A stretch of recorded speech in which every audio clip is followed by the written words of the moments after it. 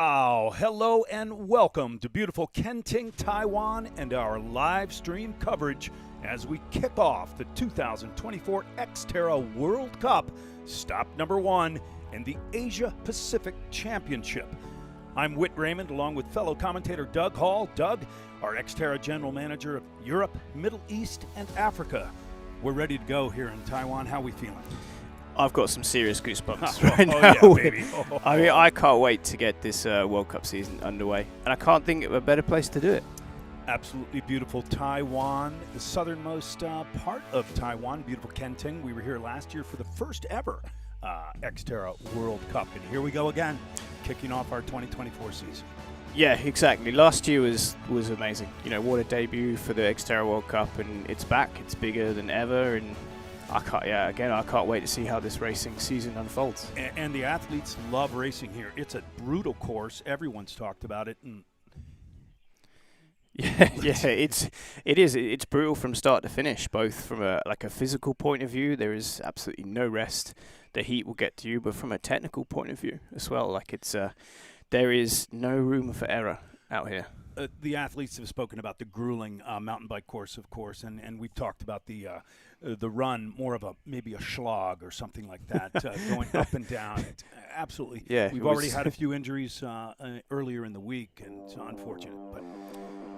But before we get this year kicked off with, we need to have a little look back at the 2023 World Cup to see what happened. So, as we mentioned, we kicked off here in Taiwan. Elise Patiez would win the first ever XTERRA World Cup here in Kenting, and Arthur Frisier would win the men's race, both here to defend. And then over to North America, Pelham, Alabama, for short track and full distance racing, a full weekend of festivities, community engagement, and of course some furious racing, which saw Arthur Serrières and Luan Duverson take the tape. The citadel of Namur and the steppes of Belgium, with Felix Frisier winning the European Championships along with Luan Duverson taking the first ever European title. Lots of French domination here. Yeah, the Europeans love XTERRA, and the Americans have to step the game up with. So, with short track racing in Belgium as well, with Sandra Meerhofer taking the tape in that fast and furious event, and Arthur Frisier, dominant performance, destroying anyone who tried to take him on. To the Czech Republic and Prachatica, with Felix Frisier winning the full distance event, with Solène Bilwan starting her perfect weekend with a win in the full distance. She would continue to destroy absolutely everybody and hit that top step of the podium again. The men's race, another fast, furious, ferocious battle, with Arthur Serrières would outrun his fellow French compatriot Felix Frisier and take the tape. Zittau in XTERRA Germany for the next stop. We're kicking things off with a soaking wet short track in the pouring rain, where Elise Patiez would open her perfect weekend before following up with a full distance win. The men's race would see the athletes chase each other around that mega halts ramp, but it was Arthur Serrières, the Frenchman, proving yet again why he was the man to beat last year. Look at some of these shots, Whit. It's incredible. Amazing. XTERRA, everything goes. So this is what they're chasing. Germany. This World Cup leader's golden jersey. So over to Beaver Creek in Colorado for the America's Championship. We had Solomon Midar and Leslie Patterson taking the win there, but all roads led to Malvino in the XTERRA World Championship. So under the Italian Dolomites, the athletes would battle twice. Short track on Thursday, followed by full distance on Saturday. But again, the best athletes in the world went head-to-head. In the short track, it was Jens Emil Sloth-Nielsen taking advantage of a little mistake to take his first short track win on the World Cup Tour. Before full distance racing saw a field of nearly 80 professional triathletes take to the start, but it was Arthur Serrières, the Frenchman, defending his title from 2022 to win both the World Championships and the XTERRA World Cup. Solène Bilwan would also defend her title, repeat victory from 2022. And we're heading back there for the World Champs again in Italy. And let's take a look at who we have coming up, some of our pre-race favorites here in Taiwan, in absolutely gorgeous backdrop. We're moments away from the start in Little Bay Beach. Okay, so like I said, draw a line underneath it. So 2023 is in the books. It's time to have a little look at what the 2024 season has in store for us. Here we go.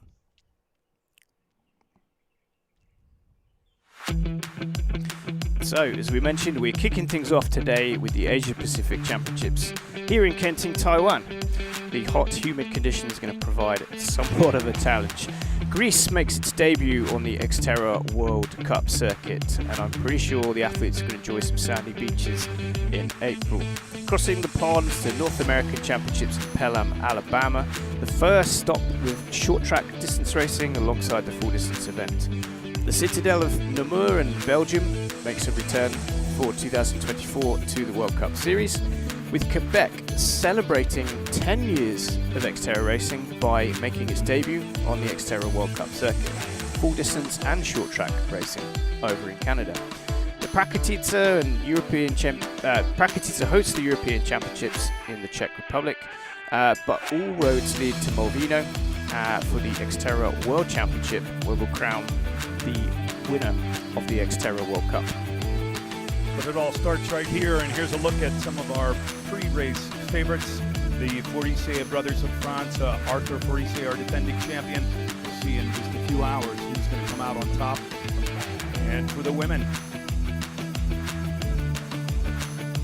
There we go. A few of our pre-race favorites. Lycée Patier, our defending champion, and two-time XTERRA world champion, Soline Bellouan. Let's hear what they had to say. Yeah, I'm super happy to be back here for the first World Cup of the season. And yeah, for sure, the last year it was just amazing to win the first World Cup ever, to have a good race, even if this year will be quite different for me. I think it's important to be consistent if you want to be first on the World Cup. But the year I will try to manage the year differently and to be more focused on specific races like the European Champ and the World Champ. So I will try to train a bit more different, and even if I will try to be less consistent. My season ended earlier as expected because of a crash in the Czech Republic. I think I recovered 120% because I'm a bit stronger than I was last year. This season my goal is really to win the World Cup, and I'm really focused on it more than on the European or even in the World Championship. So yeah, I really plan to be at every step of the World Cup, to be as high as I can be during all the season, and yeah, maybe to be on the podium, on the top of the podium at the end of the World Cup. And here we go. This is our Little Bay Beach in beautiful Kenting, Taiwan. Doug, this is where it all starts. We heard from a lot of our elite athletes, our pre-race favorites. We have hundreds of age groupers as well from all around the world coming here to beautiful Kenting, Taiwan to kick off the XTERRA 2024 season. Yeah, this venue is absolutely spectacular. It's as if you designed, a race venue, in your dreams. It's like, all right, let's make it. Conditions, they are quite favorable today. Like, obviously, Asia is quite warm and humid this time of year, but the humidity at current 90%. Current air temperature at 23 degrees C. We'll expect for that to creep up towards the 30-degree mark later in the day. But these guys have got very favorable conditions for the start of the race. Well, of course, a lot of these athletes coming in from Europe, and they've been here a week or 2 weeks in advance to acclimatize to the humidity. Not used to that. The temperatures, as you mentioned, not so hot yet, but it is due to get a little bit warmer as the day progresses. Yeah, exactly. And we saw from last year that it's it's not just about being the fastest man or woman on track. It's maybe about being the smartest.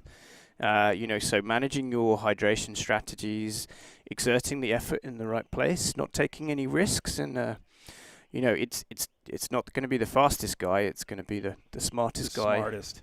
who holds it all together. And So, right, let's have a little look at the race courses. So, as we mentioned, the athletes will start in the sheltered waters of Little Bay Beach for a 2-lap 1,500 metre swim, 2 by 750 metre laps, before transitioning to 2 wheels, a little sprint through Kenting High Street before hitting the riverbed, taking them into the heart of the Kenting National Park. A couple of little tricky descents before the punishing climb up to the top of Mount Memo. There is nowhere to hide there, Whit. It's a horrible, draggy, grassy climb. And immediately into a very technical and very dangerous downhill descent. We saw lots of punches, lots of mechanicals there last year, so it's important the athletes take some care and ride within their limits. A new run course for 2024. We have a 2-lap course for a total of 12 kilometers with 319 meters of climbing. It's very rugged, a very authentic Taiwanese jungle run. There are no smooth paths here whatsoever. Before finishing back in Stony Brook to take the tape, if you're lucky enough to take the tape. And here's a look at our elite athletes, top 10 at least. Again, we mentioned, and on the leaderboards, Felix Forissier, the Forissier brothers, Jens Emil Slot Nielsen of Denmark, Michele Bonacina. Unfortunately, he was one that had an accident. We may have him with us later today. He is out of the race, unfortunately.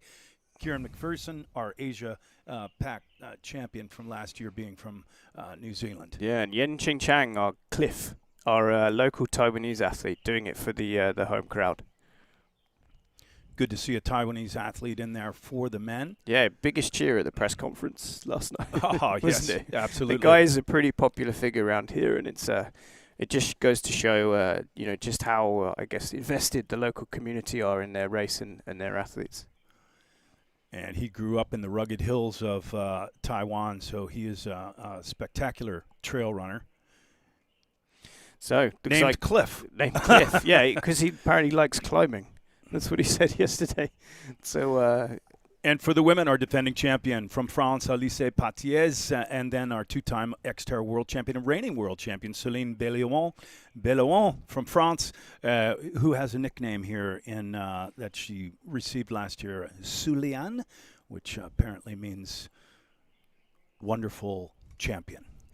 I think I just made that up at the press conference. She told us let's about go that with yesterday. That. Non-wetsuit swim. Non-wetsuit swim for everybody today. A pleasant 23.8 degrees C.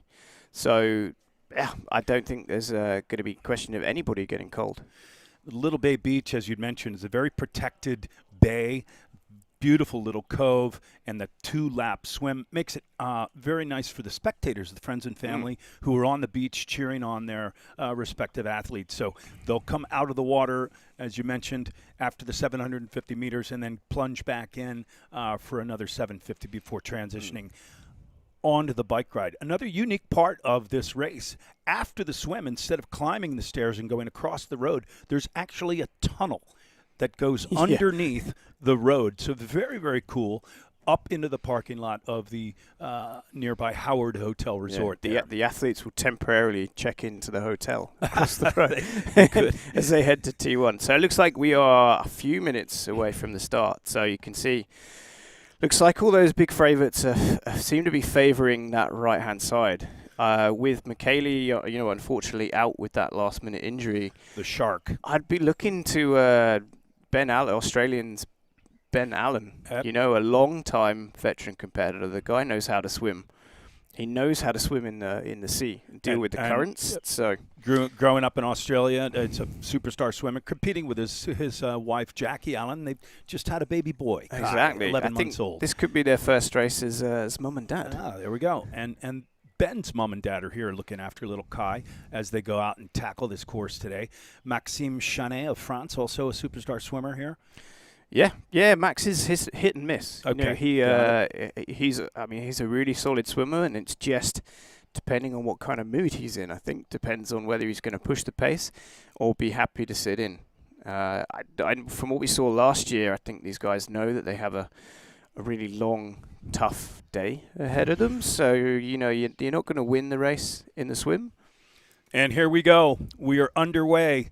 The stop number 1 for the XTERRA World Cup Tour here in Kenting, Taiwan. Two-loop swim, 1.5 in the water, 29 total kilometers on the bike, and then the two-loop run course, 12 kilometers. Exactly. And immediately, Ben Allen has put the hammer down. He's found a little bit of space over on that right-hand side with nobody anywhere remotely near his feet. He's going to try and get a gap and take nobody with him. Couple of rolling waves, not a big shore break. I've seen it breaking pretty hard at this Little Bay beach, but it's very comfortable so far. It looks good. Yeah, you can see, Ben Allen just charging right away. Yeah, off to the right side. The big lineup onto the left. Maybe they're looking to angle the buoys. Yeah, so if you look at it as a pure, geometric exercise, you think you stay as close to the buoys as you can. There's actually a lane rope that goes right from the start all the way to the far corner.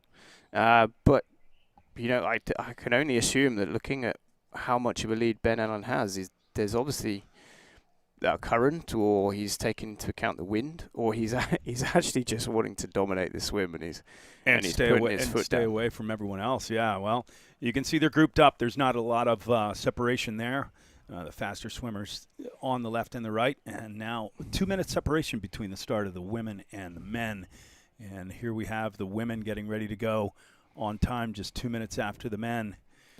Our elite race.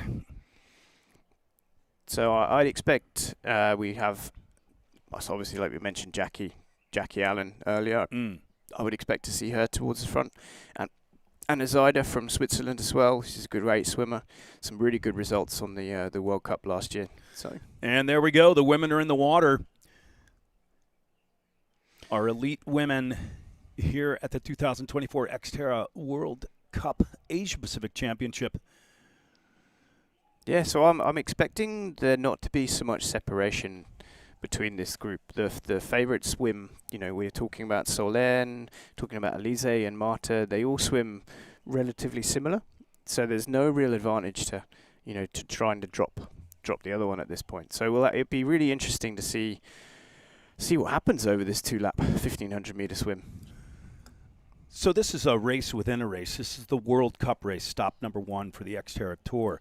But this is also the Asia Pacific Championship. So the first athlete from the Asia Pacific region will be the actual Asia Pacific champion, whatever spot they may end up in. So last year it was Kieran McPherson of New Zealand, who was 4th overall in the race, but the first from the Asia Pac region. So Kieran McPherson is back with us. Last year's Asia Pacific champ was Marv Kennedy of Australia, 5th overall amongst the women, not racing here, but we have our overall defending champions, as we have mentioned, Elise Patiez and Arthur Forestier. Now the Forestier brothers. That's a little bit of the press conference yesterday. There's a lot of brotherly love, but I think that when the gun goes off, the race starts, it's a real competition with those guys. Yeah, I think so. They definitely have a lot of respect for each other. You always do. You'll always have a soft spot for family. But, they train separately. They don't travel together to races. They do keep themselves to themselves. So, like I said, I think there might be maybe an extra couple of inches given, maybe at a corner, but I don't think they're going to, they're not going to give each other a free pass. Well, I'm sure their mom and dad, whichever, brother comes home with the trophy, they're bringing it home for the family. Yeah, the trophy's got to stay in the family, they said. So, but we can start to see here that Ben Allen has he's gone out hard, but it looks like the rest of that group have swum up to his feet around that first left-hand turn. So I'm just having a little look at some of the race suits behind. So Ben Allen leads. I'm going to need a slightly closer shot to see who that is in second place, but it looks like Mattis of Segulafa from Italy in third. You can recognise that K3 tri-suit from one of our local races in XTERRA Garda in Italy. So he's raced with us for a long time as a junior and worked his way up through the Italian system, working with Stefano Davide and he's a really promising young athlete. So those first ladies are just making that turn. So we're just going to see if I recognise some of these strokes. So it looks like Jackie Allen in second position. We should get a good opportunity to see the leaders as they exit the water after the first loop of 750 meters. But then it's just a quick hop right back into the water for the remaining loop of 750, and it's tight. There's not a lot of big separation right here. Not going to get a big advantage in this race if you push too hard in the swim. Maybe 10, 15, 20 seconds advantage. But I think on this Taiwan course, the bike ride is so brutal. And as you had mentioned before, you really, really got to be smart and pace yourselves accordingly. Yeah, exactly. Like Kieran McPherson talked about it in the press conference yesterday, that you're constantly doing a risk-reward analysis on this course. He made a point of saying there's a lot of risk out on the course and not a lot of reward. So you got to be really careful about kind of when you choose the moment to push. And to try and make that calculation as if it's going to, make a big difference to your position or your time relative to the other competitors. It's a complicated one. I think there'll be some athletes in here thinking about the World Cup. They have a whole season ahead of themselves, but for someone like Kieran with an Asia Pacific title on the line, the race has got a little bit more significance. There's having that race title can do great things for an athlete. Absolutely, and then this, as you've said, this is the start of the season. And at our press con yesterday, speaking with the athletes, most everyone is saying the same thing. This is the start of the season. Lots of points on the line at the World Cup here with XTERRA. We've got to be careful about staying consistent. I know that Félix Faudissier was saying, I want to be strong in every race. Most of the athletes said the same thing. We've got to be consistent throughout the year and get those points and take it all the way to Italy. The Italy race scheduled the World Championships back in Mulvino for September 28th this year. So today, March 23rd, Saturday. And the age group racers, we have hundreds of age groupers, I believe close to 500 in the age group race, which will get underway following our elite, and the age group racers start at 6:15, 15 minutes past 6. Yeah, so I think our elite athletes will have a chance to get their first lap of the swim done before heading out into some clean water. So fingers crossed everybody gets a nice clean start and doesn't join the age group race. And speaking of the water conditions, it doesn't look like there's a current. You can't really tell from this perspective, but certainly not a lot of wave action either. So it looks fairly smooth. It looks a little bit choppier, like nothing to really bother these guys, but it does look a little bit choppier. But the water condition, the water quality is amazing here in Taiwan. The super, super clean water and plenty of wildlife down there as well. We've been seeing sea turtles all week and even a sea snake that was apparently quite venomous, but had no interest in any of the athletes. I think they're being scared away. Whatever's in the water is frightened at the moment and taking heed. We've got some great shots. This looks like Solène Bilwan at the front of the race. I recognise the purple tri-suit. We'll get confirmation as she exits the water, but the nice big gap is it's starting to stretch out here.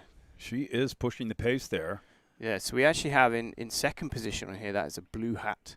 So that is actually a elite man who's dropped back.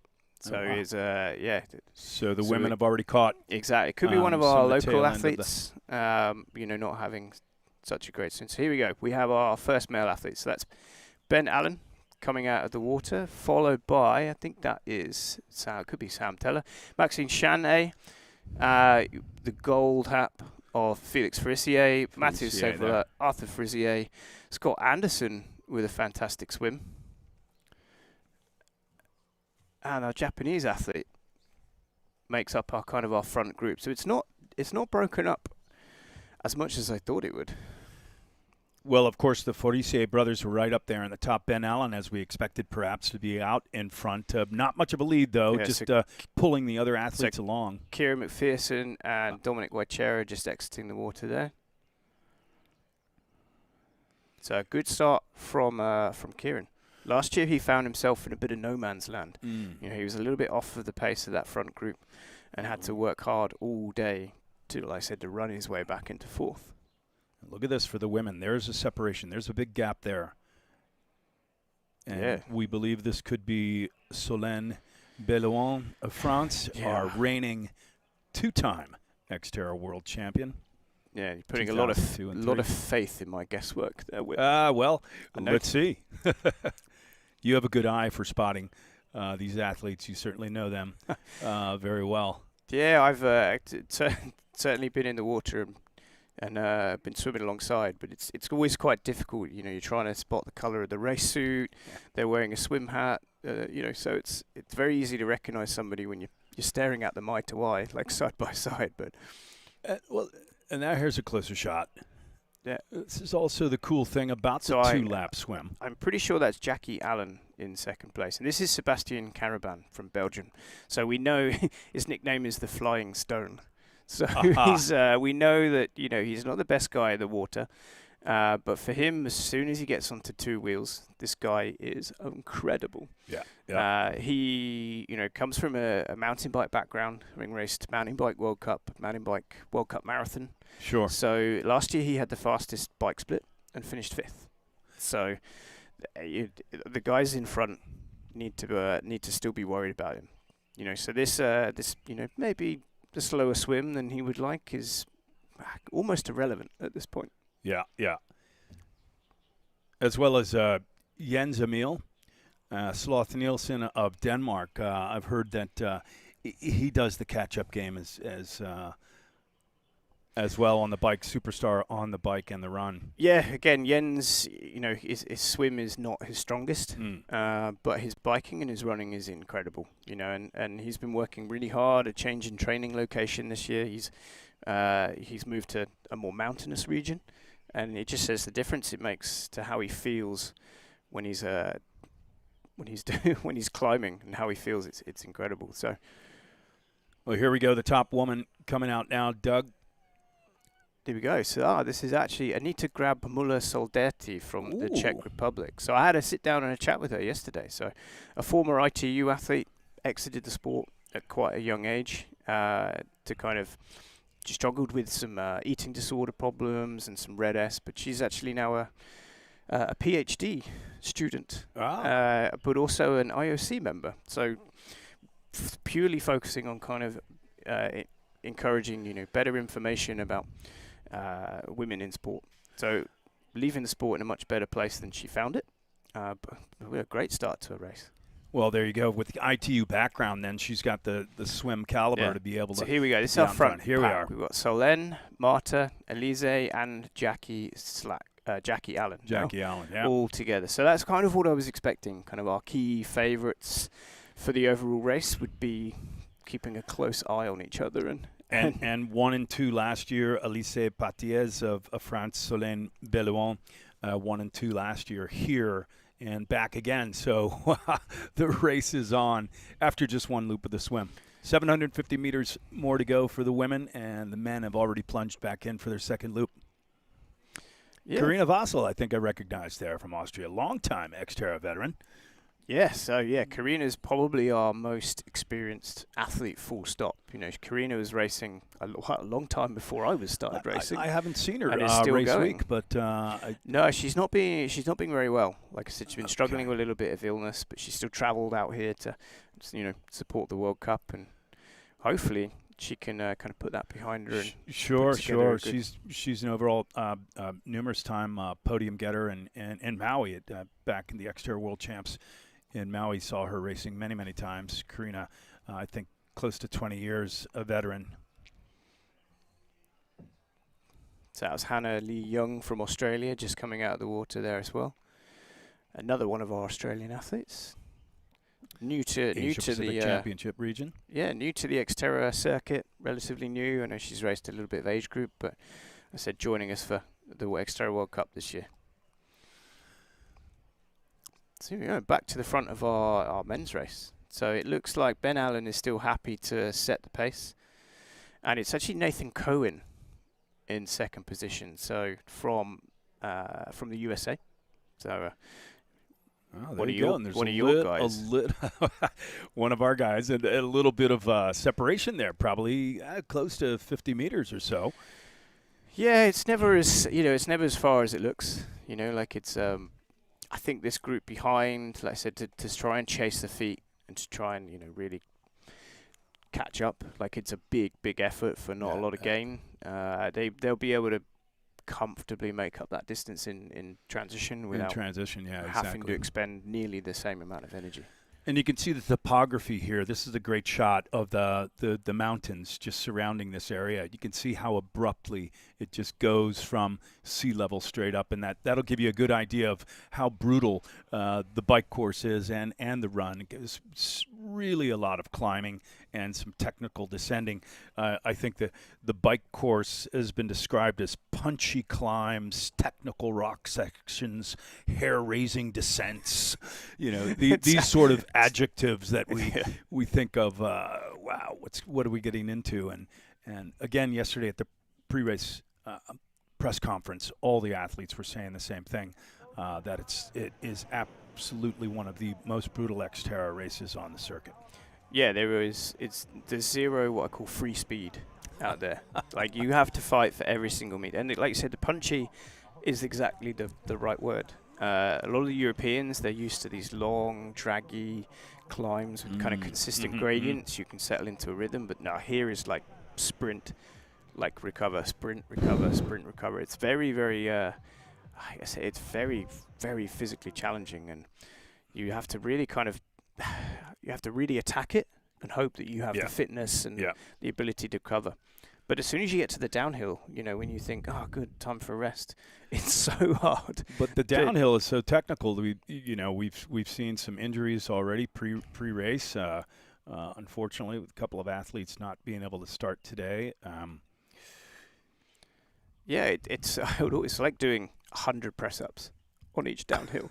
That's the only way I could describe it. I felt like my triceps were about to fall off when I was pre-riding the slap to go and see what these guys had to contend with.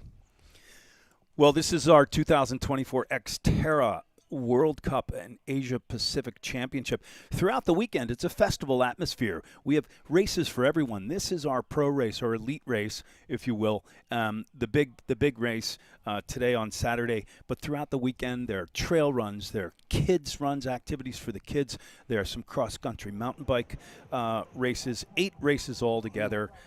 So a real festival atmosphere here in Kenting, Taiwan. Food trucks and music and a real celebration of life. Yeah, we'll see some shots of our event village, our event hub up at Stony Brook Farm, where T2 in the finish line is located. But like you said, it's an amazing community festival, so little games to play, traditional games. The design is all made from local wood.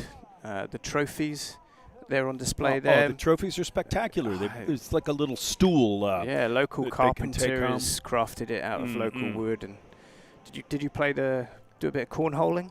Did you play the little game?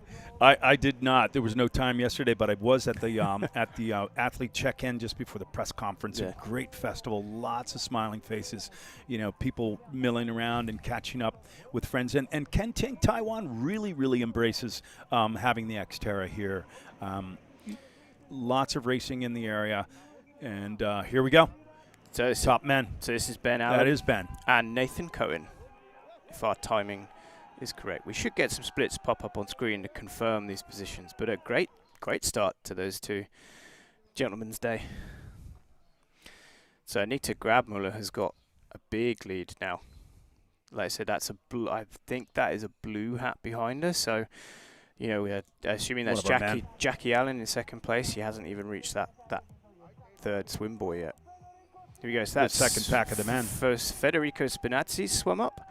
So here's our top 3 favourites. So Felix Frissier, Maxime Chanet, Arthur Frissier, and a fantastic swim by Scott Anderson. Scott Anderson out of Australia. Exactly. So Scott Anderson from Germany. Ah, sorry. Well, I kind of think he's from Scotland, really. He's, so Scottish father, German mother. but I'll claim him as. That's as right. my He own. does. He races for Germany. Yeah, exactly.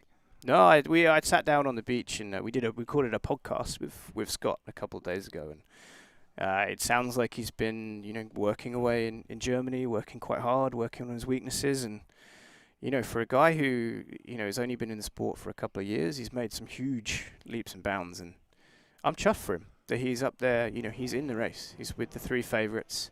He'll be able to sit there and do what they do, and should be on for a great performance today.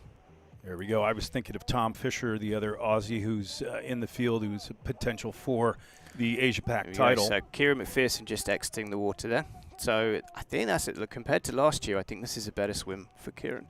He was more than a couple of minutes down at this point last year. So, and considering he ran his way up into 4th, it's a great race. So Ben Allen and Nathan Cohen here hitting that transition. We have a bag system here, Whit. I don't know if you've ever come across the old bag system. Ah, sure. Shopping bags.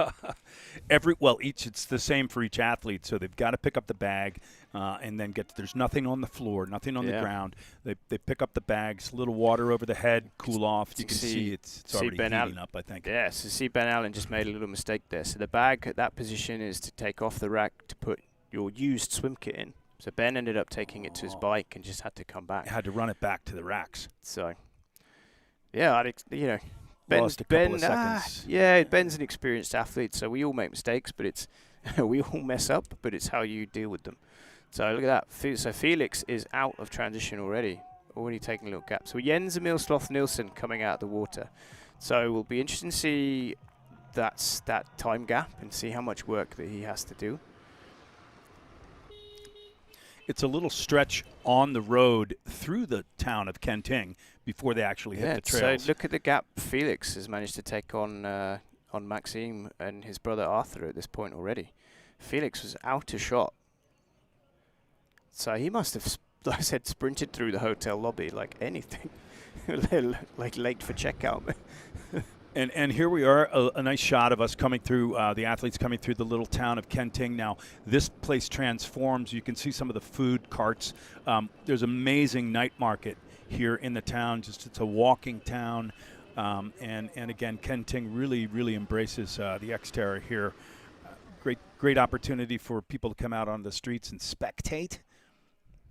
Didn't see anybody out there yet. Maybe it's still a little too early in the morning. Still quite, yeah. They call it the night market for the reason.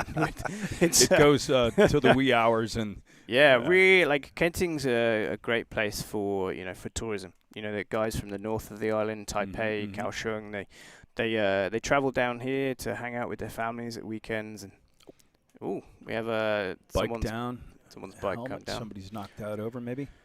So this is Matti Sefogala.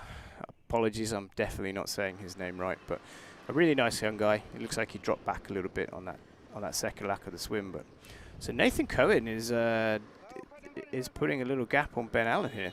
Like I said, he's attacking out of that corner and he's not waiting.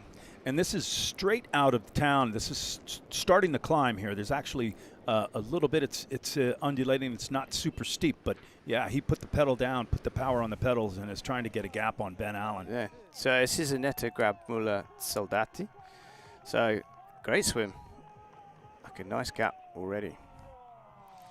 Just having a little look at our swim, our gaps here. We'll be able to see that time gap coming up soon. I'm sure we'll get some graphics on screen at some point.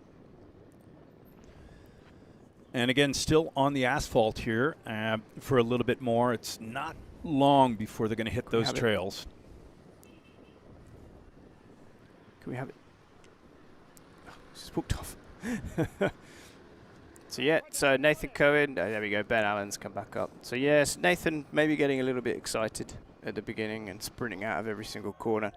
This might be the first time he's led an XTERRA World Cup. I was just going to say, it's a pretty exciting you're place off to the be. front, Yeah, but you've got a long way to go at this point, and maybe the tarmac's not the place to start attacking. You want Ben Allen with you. Like if there's one guy, I think to have in close proximity on such a technical and demanding course, and to kind of set the pace and to share the work with, and Ben Allen is pretty high on my list. Ben Allen, he's another veteran. He and his bride Jackie, Jackie Allen. Jackie's from the UK. Ben grew up in Australia, so we saw him coming out of the water with Nathan, and there he goes trying to make a move on Nathan. Ben Allen, ready to hit the trails and the rocky, punchy climbs here. More of the women coming out now. You know, you've mentioned Kenting as a tourist destination. It really is, and road cycling is also quite popular. People come from all over the world to do the Taiwan Loop, ride around the island, or just do little sections of Taiwan. It's beautiful, and it's totally catered to cycling. There's cycling rest stops all around Taiwan for people on holidays, on their road bikes or mountain bikes. Here we go. So this may be the last time to take your hands off the handlebars to get some nutrition in. True enough. I'm expecting a pretty fast transition from Annetta here. Coming from that world triathlon background, you know, transitions are super key. So I expect it to be in and out without any messing around. So yeah, so we can get some splits. So it looks like she's at nearly a 40-second lead at the end of that swim over Anna Zeider from Switzerland and Cherry Chu from Hong Kong. Cherry from Hong Kong. So yeah, it's Ben Allen and Nathan Cohen making their way. Here we go. So she's out already. I'd put money on that being the fastest transition of the day. That was for the men or the women. Exactly. Absolutely. Yeah, well, you'd mentioned she's got that ITU background. Transition is everything. You can win or lose in a matter of seconds in transition. We saw Ben Allen make that slight mistake of not dropping the bag where he needed to. Yeah. Now, who's this? So this is Anna Zeider of Switzerland. So another world triathlon member of the Swiss national team. So her transition is not messing around either. But you can see she's gone for the camelback. I was just going to mention that she's thrown that hydration pack on because, as you mentioned, once you hit those bumps and the rocky sections, there's not a lot of chance to reach down for a bottle. So and it's move. It's also about carrying the necessary fluid for such a long, tough race. It may be that it's even packed full of ice to keep her cool. That's a good. Yeah, sure. Ice and beverage. Ice, maybe a little bit of mojito in there as well, perhaps. Here we are into the rocky sections right away. You can see how tricky it is, and imagine if you had a water bottle, you hit those bumps and it could pop off the bike, and then you lose your nutrition. Yeah, exactly. A huge risk that, like I said, it's all about trying to minimize the mistakes on this course. So this is our group of favorites. Elise has just snuck out a transition ahead of Marta Mendito. Solène Bilwan will be looking to make sure that they don't get any time on at all. So this I'm quite excited about this camera angle. So we have some e-bikes out on course with the GoPro cameras on the helmet. Yeah. So, in fact, I believe we have the professor, Nico Lebrun. Nico. Former world champion. 2005 XTERRA world champ, was it? And multiple XTERRA world tour winner. So, if there's one guy with the skills and the fitness to hopefully keep up with our elite men to bring us some images, then he's the guy. But I know we'll get some great images a little bit later on in the course as well, but we do have a little bit of a signal black spot down in this riverbed. Sure. So we've got this drone coverage going up this little dry riverbed. You know, it looks like fantastic. The humidity, we can already feel it. You and I just sitting here. It's quite warm as compared to the days previous leading up, and there's barely any wind. We've had a lot of wind in Kenting, but it seems that the wind may not be a factor today. Yeah, right now it is perfect racing conditions. So this is Paris Fellman from Luxembourg, just heading out onto the bike course, member of the Organi coach team. So yeah, you can see how tricky. So this is Sebastian Neef just following behind as Kieran McPherson just in the far point of the shot. So Kieran is meaning business. See the gap he's just pulled out in that section. It's really tricky, Whit. This is like trying to balance when you pedal, when you kind of freewheel and try and get over the rocks, and it's like you're spinning plates. You're trying to do something all at the same time. There's quite a gap there between Annette Grabmüller of Czech Republic and then it looked like Alice Patiez had already moved into second place, but well over a minute behind. I think with the course. as difficult and as tough as this, like I think the time gaps at the moment don't matter. I think we can, the people will just settle into their race. The bike will start to bring them back together, and I think we'll start to see the shape of that women's race start to take place. The back half of the race. So it's Jens Emil just coming past with Dominic Wachera, Tom Fisher, and that is Sam Teller from the USA. So we've got some splits. So we can say, we had Ben Allen was first out of the water, followed by Nathan Cohen. And then, like I said, we had that small gap of Felix Frisier, Maxine Chanet, Arthur Frisier, Federico Spinazzi. Okay, now I guess our kind of favourites for the race, around about 40 seconds back from the lead. We had Jens Emil Sloth Nielsen, like I said, a pretty good swim, but pretty good swim for him. 3 minutes back, or 2 minutes 40 from our group of favourites, which is leaves him with a little bit of work to do. The course this year is slightly different from last year. The winning times, the overall winning time, Arthur Forestier, 2:36:39, 2 hours 36:39 minutes, 39 seconds, and Alice Patiez of France. So it was a French sweep, and the women, Alice, went 3:06:30. So that's just an idea of the overall times that we had last year.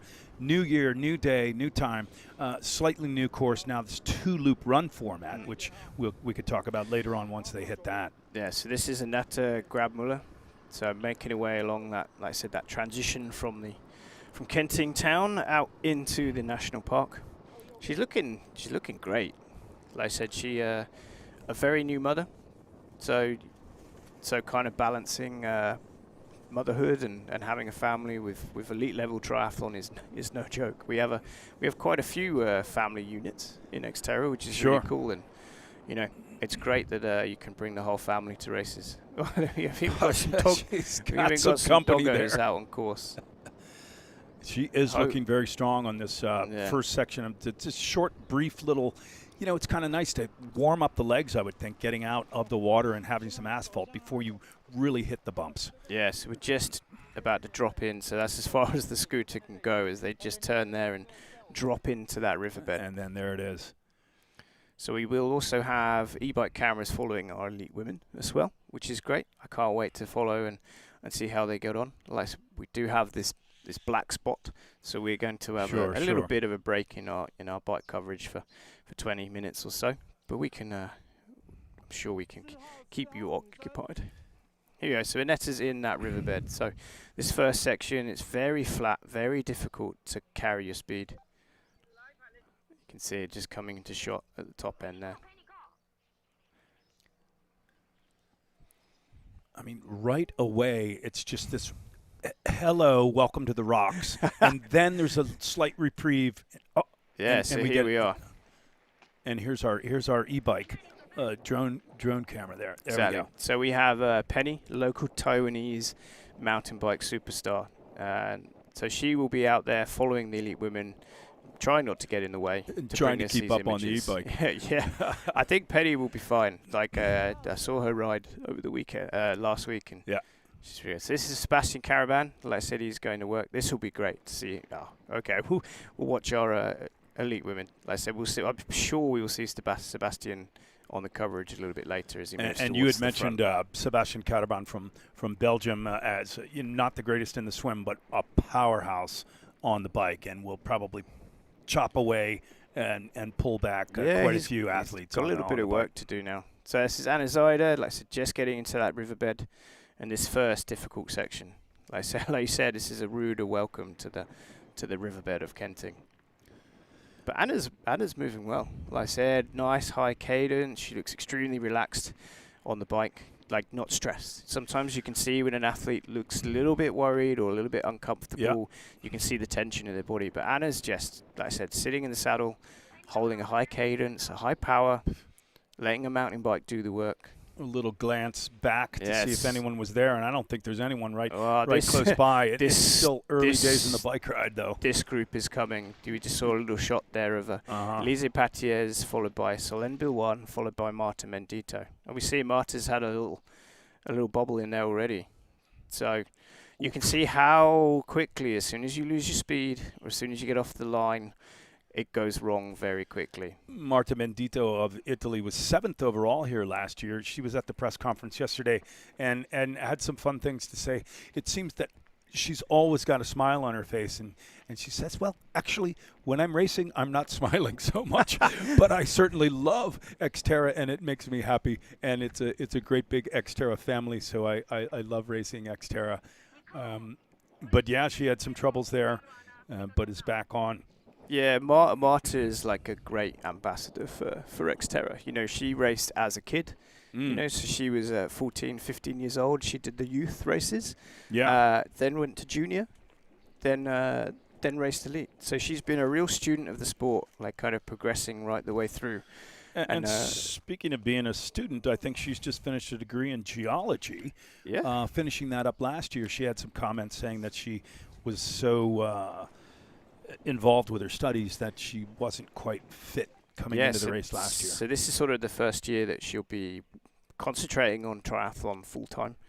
Although I think the number of rocks on display with being a geologist could come in handy today. I think as the first bad joke of the broadcast. She's not taking up any samples of rocks or anything, but she's just trying to get over them. There you go. So we saw Cherry Chu making her way through the riverbed there as well. Cherry we know is a great swimmer. Not so strong on the mountain bike, so she's already been distanced a little bit by those three three women, our three favourites. But she'll be out there. She'll be chipping away for first XTERRA World Cup. Sure. And it being the Asia Pac Championships, of course, Cherry represents Hong Kong, so the race is on for the top Asia Pac athlete. Yeah, so we're still with Annetta Grabmuller Soldati. So she's working her way through. This is a very awkward section, Wick. There's almost no ability to carry speed, lots of tight twists and turns, and like I said, the trail's very narrow. So as soon as you go offline, you'll hit something, it will kill the speed, you've got to start from scratch.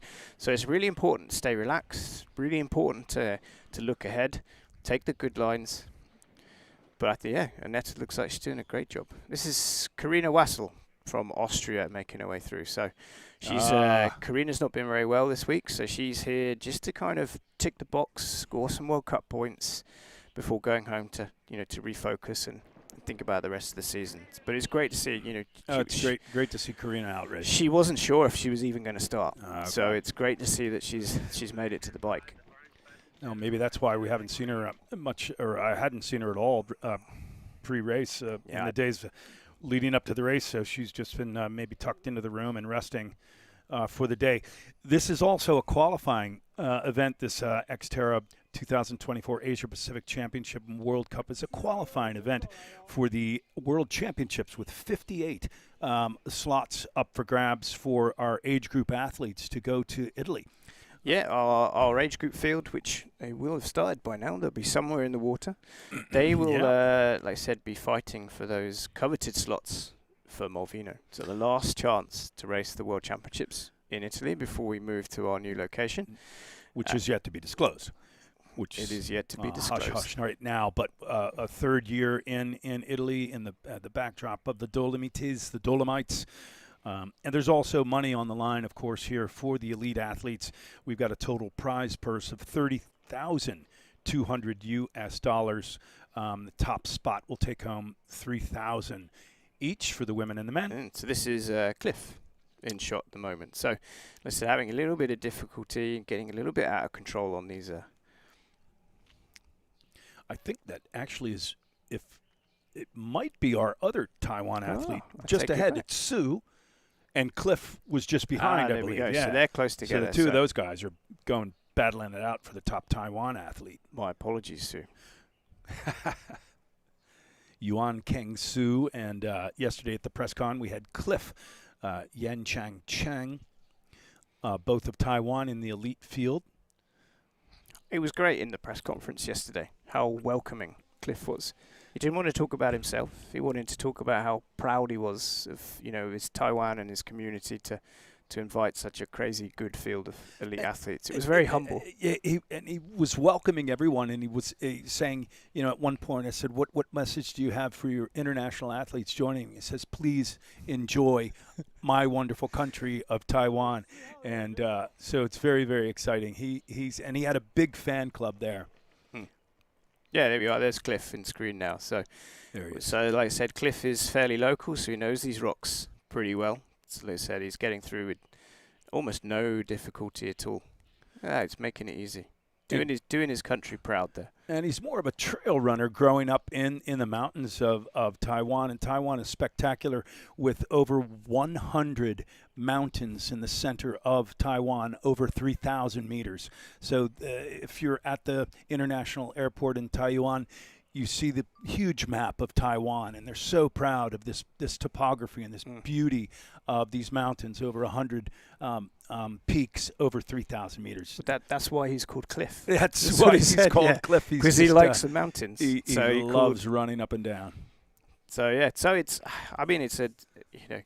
think it's great. He was such a good personality at that press conference, and I didn't understand much of what he was saying in Chinese, but you can feel the energy, and you can feel that he's really excited about being here to represent. He spoke English fairly well, certainly better than I can go with the Chinese. I can throw out a few words, just the important stuff like, this is really delicious food. Jie Yao. How to. So yeah, we've got this nice drone tracking shot of Cliff making his way along the riverbed here. I do not know that we have. I do not think we have any elite athletes in the women's field from Taiwan, but at least two in the men with Yuan Kang-Su, who is bib number 22, and then Cliff here, who is number 17. So Cliff's responsible as well for a lot of the development of these trails in Taiwan. We roll back to the very first time XTERRA debuted in Taiwan in the Kenting National Park in 2018. It was almost starting from scratch, and now as the race has developed, the more trails get built, more tracks get cleared, and now there's a whole network of mountain biking trails here in the Kenting National Park, and it's just great to kind of see, I guess, the legacy that the race is having on mountain bike tourism, and and then that then affects the hotels, the restaurants, as people make a trip down to the Kenting National Park to come and get their mountain bike fix. It really, really is, and the Taiwanese are so embracing of tourism. You can see that there's so many great places to stay, little pensions, if you will, very small little boutique hotels, but wonderful hospitality, whether they speak English or not, or you speak Chinese or you don't. They're also welcoming, and again, loving to see the racing here with XTERRA in Kenting in Taiwan. I was out on my bike just the other day. The road bike had just a few kilometers down is the southernmost tip of Taiwan from here. So we're really in the deep, far south of Taiwan. And the difference in the temperature between the north and the south can be considerable. It's most tropical and balmy, even in March, and I think that humidity will definitely be a factor as the day rolls on. You can see a little cloud coverage, but so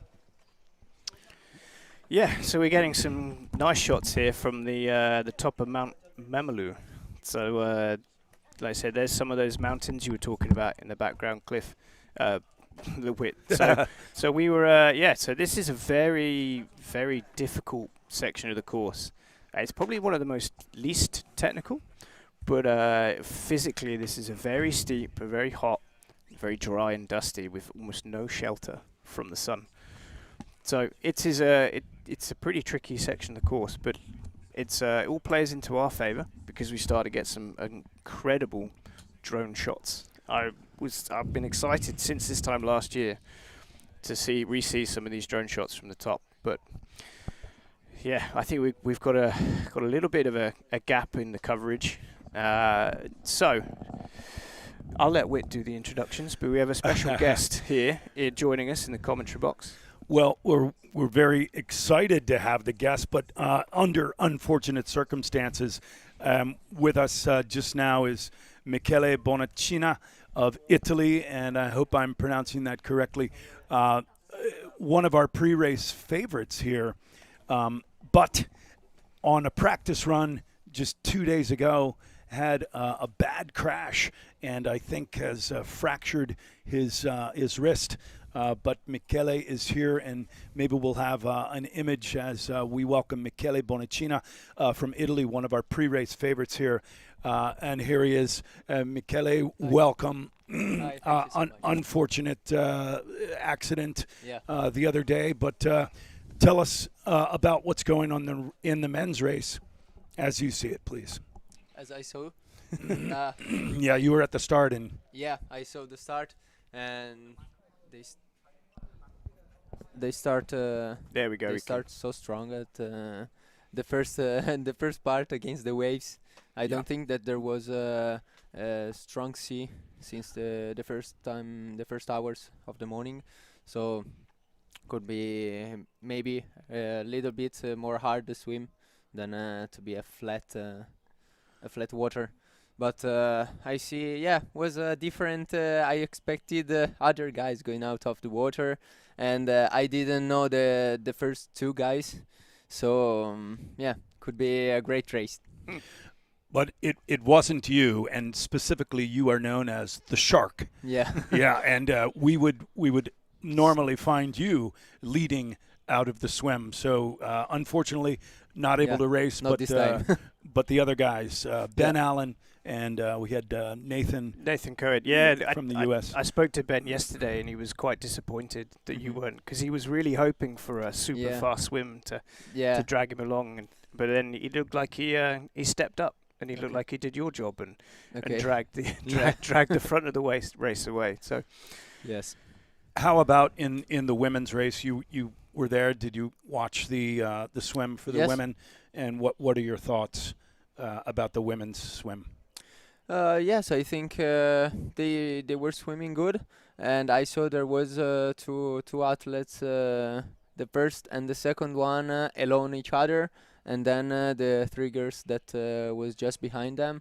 And yes, now I saw also the first turn in the city, and was changed the situation. So the three girls that were back are now I think from second to fourth position.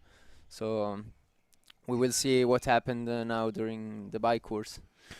So you're the teammates, the organic coach team. You obviously spend a lot of time with Elise and Marta Mendito. Do you have any insight on maybe their race strategy? You know, something that they didn't give away at the press conference, that you can share with us now. No, I don't think so, because I think that maybe every athlete doesn't want to share. They keep it not even with their teammates. I don't know. I'm not sure for. Also for there we go. Look, you're telling me Marta doesn't tell you everything. Come on. Yes, maybe Marta. Maybe Marta can tell. Oh, look! You've got the XTERRA. Could we see that now? I have the marker. So XTERRA love. Yeah. So if the memories aren't too recent, can you tell us what happened out on the course? It was just a stupid crash. Because I was just finished the first downhill, more technical downhill, and I want to push a bit to see the race pace on the downhill, to see the correct line, and all was okay. But then during the downhill on the grass, there was a strong wind, and doing an easy step, just relaxed, and the front wheel doesn't touch the ground. Arrived a strong wind and take off my bike. And so I fall down, slide on the right side, and I don't know how I broke the left hand. So it was the wind and not the rocky section necessarily. The wind. And today it seems there's no wind, so maybe the wind is not necessarily a factor. Yes. What are you thinking for the men's race? Who's going to win today?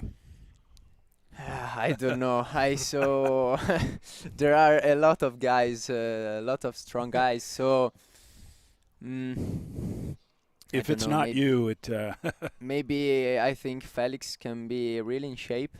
I saw him these days because I trained someone. We did just some bike together. I don't know. Maybe this time can take his revenge about last year. yeah. Last year, Felix punctured, Yeah. and he was carrying and pushing his bike for I think almost 10 kilometers. Yes, a lot. And then went on to run and was top 10, ninth place overall. So I think he might have even had the fastest run split as well last year. after Like- carrying and pushing the bike for. Yeah, because I passed him at the top of the last climb. I passed him last year. So I said, okay, you have to do all this bike by running mad. with the bike. So yeah, it was crazy. And in the bike shoes. Yeah, in the bike shoes. Yeah, and that was he just made almost what could have been a race-winning move as well. Like we saw him, Felix and Max attack at the top of the concrete road, Okay. and certainly from the live coverage, it looked like they were gone. I was Yeah. like, "That's the move." And then the next shot, we see them, they're both pushing their bikes. But So yeah, you can see how the race can just change. they pushed too much. Yeah, but you think that's now part of it, where the World Cup is about being consistent and and being good from the whole length of the season. So Yes. do you think that's something that now athletes are starting to think about? You can't afford to have a bad race. You need to protect yourself and protect your equipment. Yes, I think that from last year, starting the World Cup, every athlete have to prepare himself to do. You know that you have to do this year 7 races, and you have to participate and arrive to all the 7 races to have points for the end results. So maybe someone can put more CO2, more things to be more sure that you can arrive. So how does that look for you now? Obviously, you're unfortunate to not race here this weekend. Do you have an idea of if you'll be back in time for round 2 at Greece? I hope. Yesterday I talked with my orthopedic in Italy, and he said that maybe could be 3 weeks at least for recovery. So I hope that 3 weeks or 4 are enough, and then come back for Greece.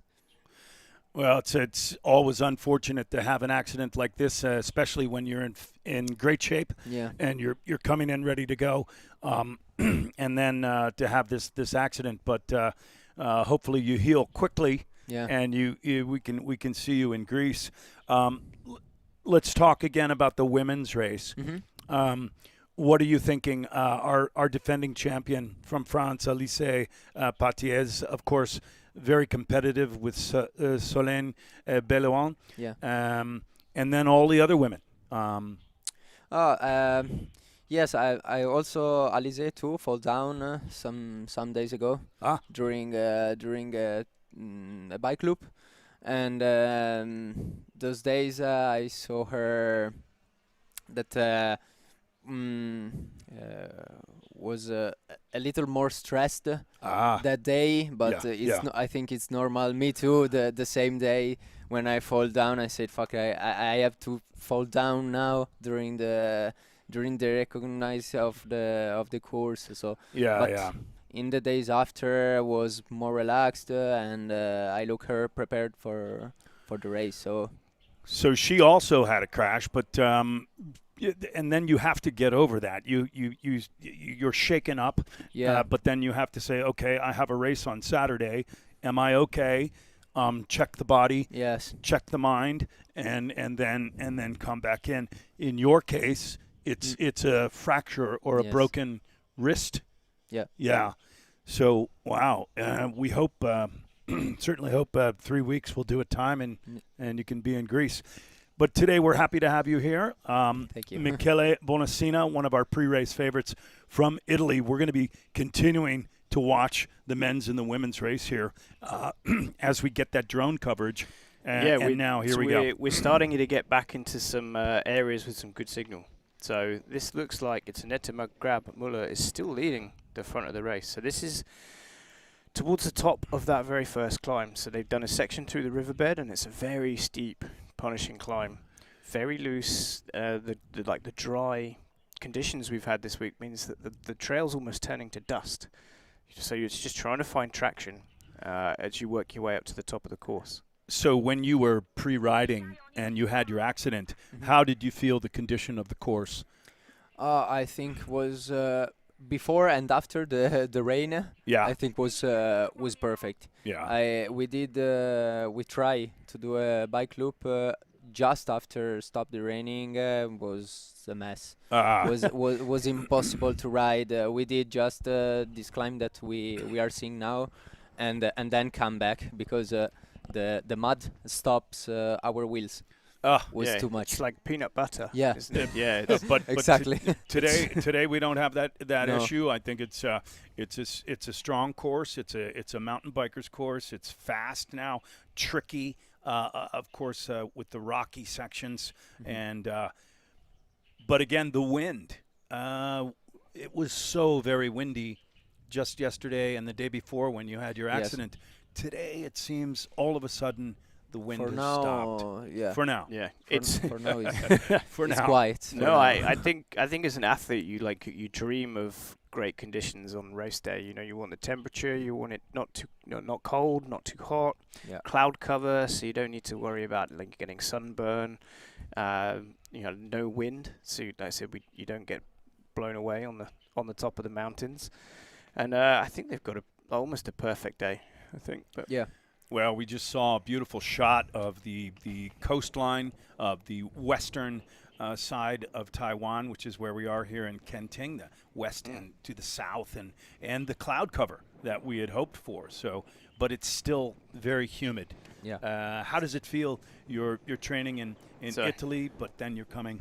No, go ahead. Yeah, I'm just going to interrupt you. Hopefully the coverage continue. Oh, it's a bit patchy, but this is the first real technical downhill. It's very steep, very loose, and we just had a little shot of a netter there, still leading the women's race. But she's having a great day. Like I said, the signal in this part of the course is a bit patchy, so hopefully we can jump back and get some images. But part of it's like we're very lucky. We get to go to some amazing places and race. The downside is that the TV signal's maybe not so good.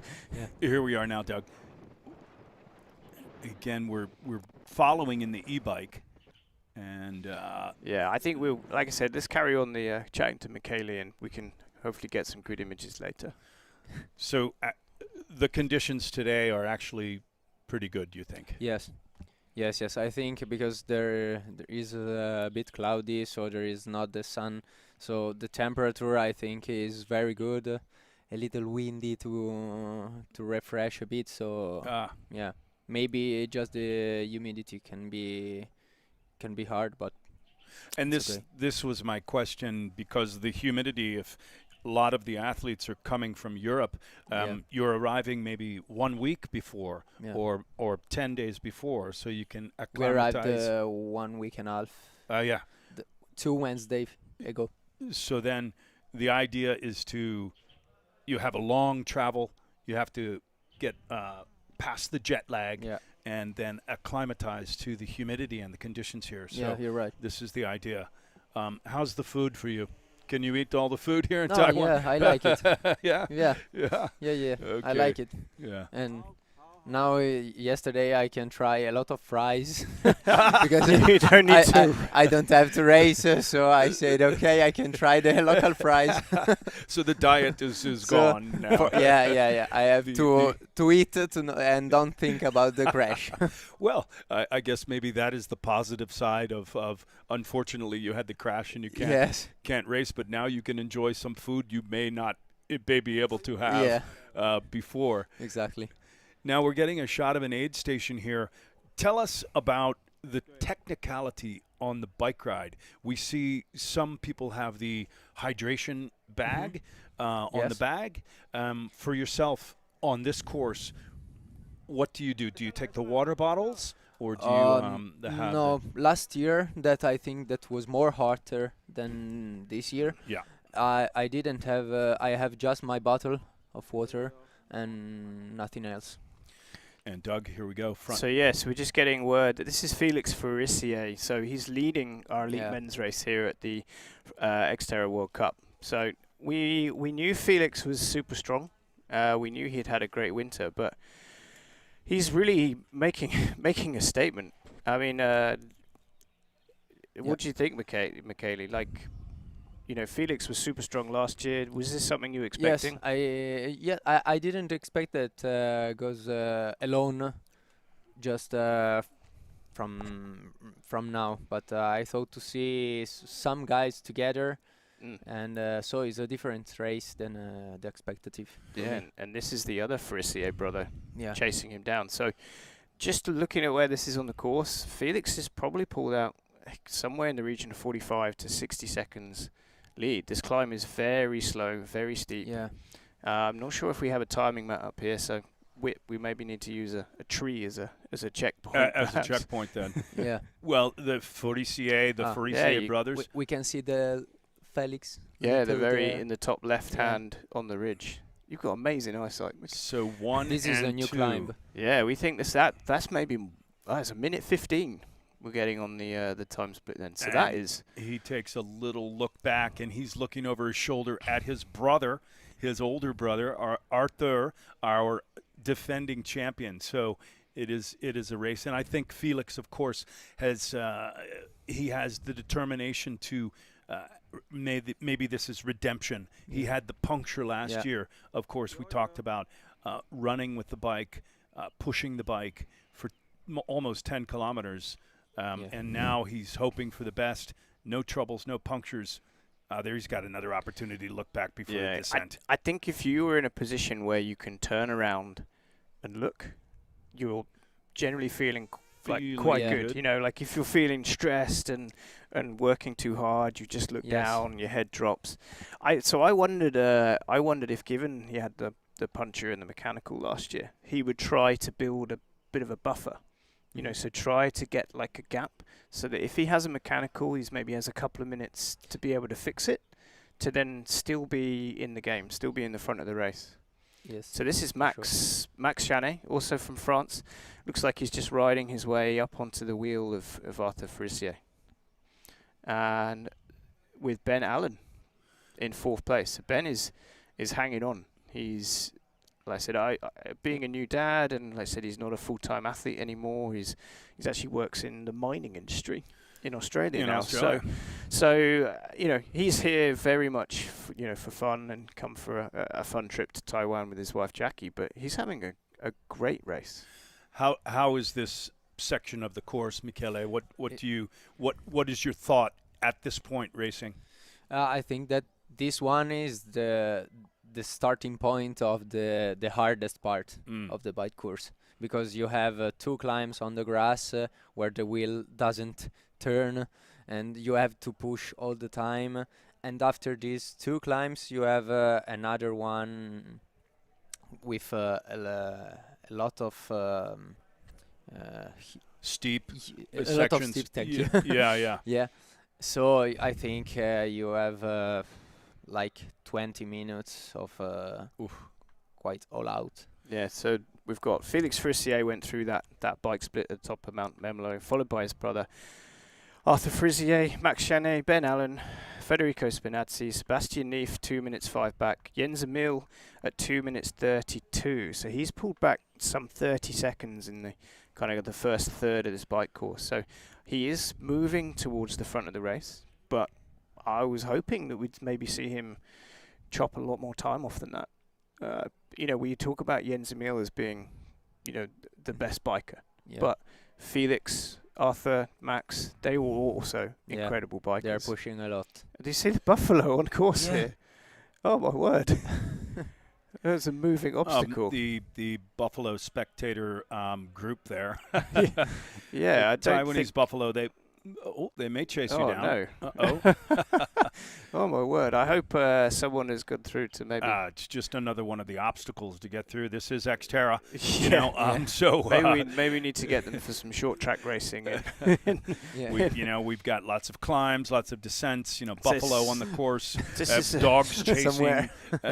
So Germany's. I mean, it's part of racing in Asia. You know, it's part of the culture. It's there may be a little bit relaxed, should we say, on health and safety. Coming from the UK, you have to fill a form out anytime you want to do something dangerous. So it's kind of a nice relaxing. So we're just seeing Scott Anderson go through on screen, and then followed by Kieran McPherson. So he's got a bit of a grimace.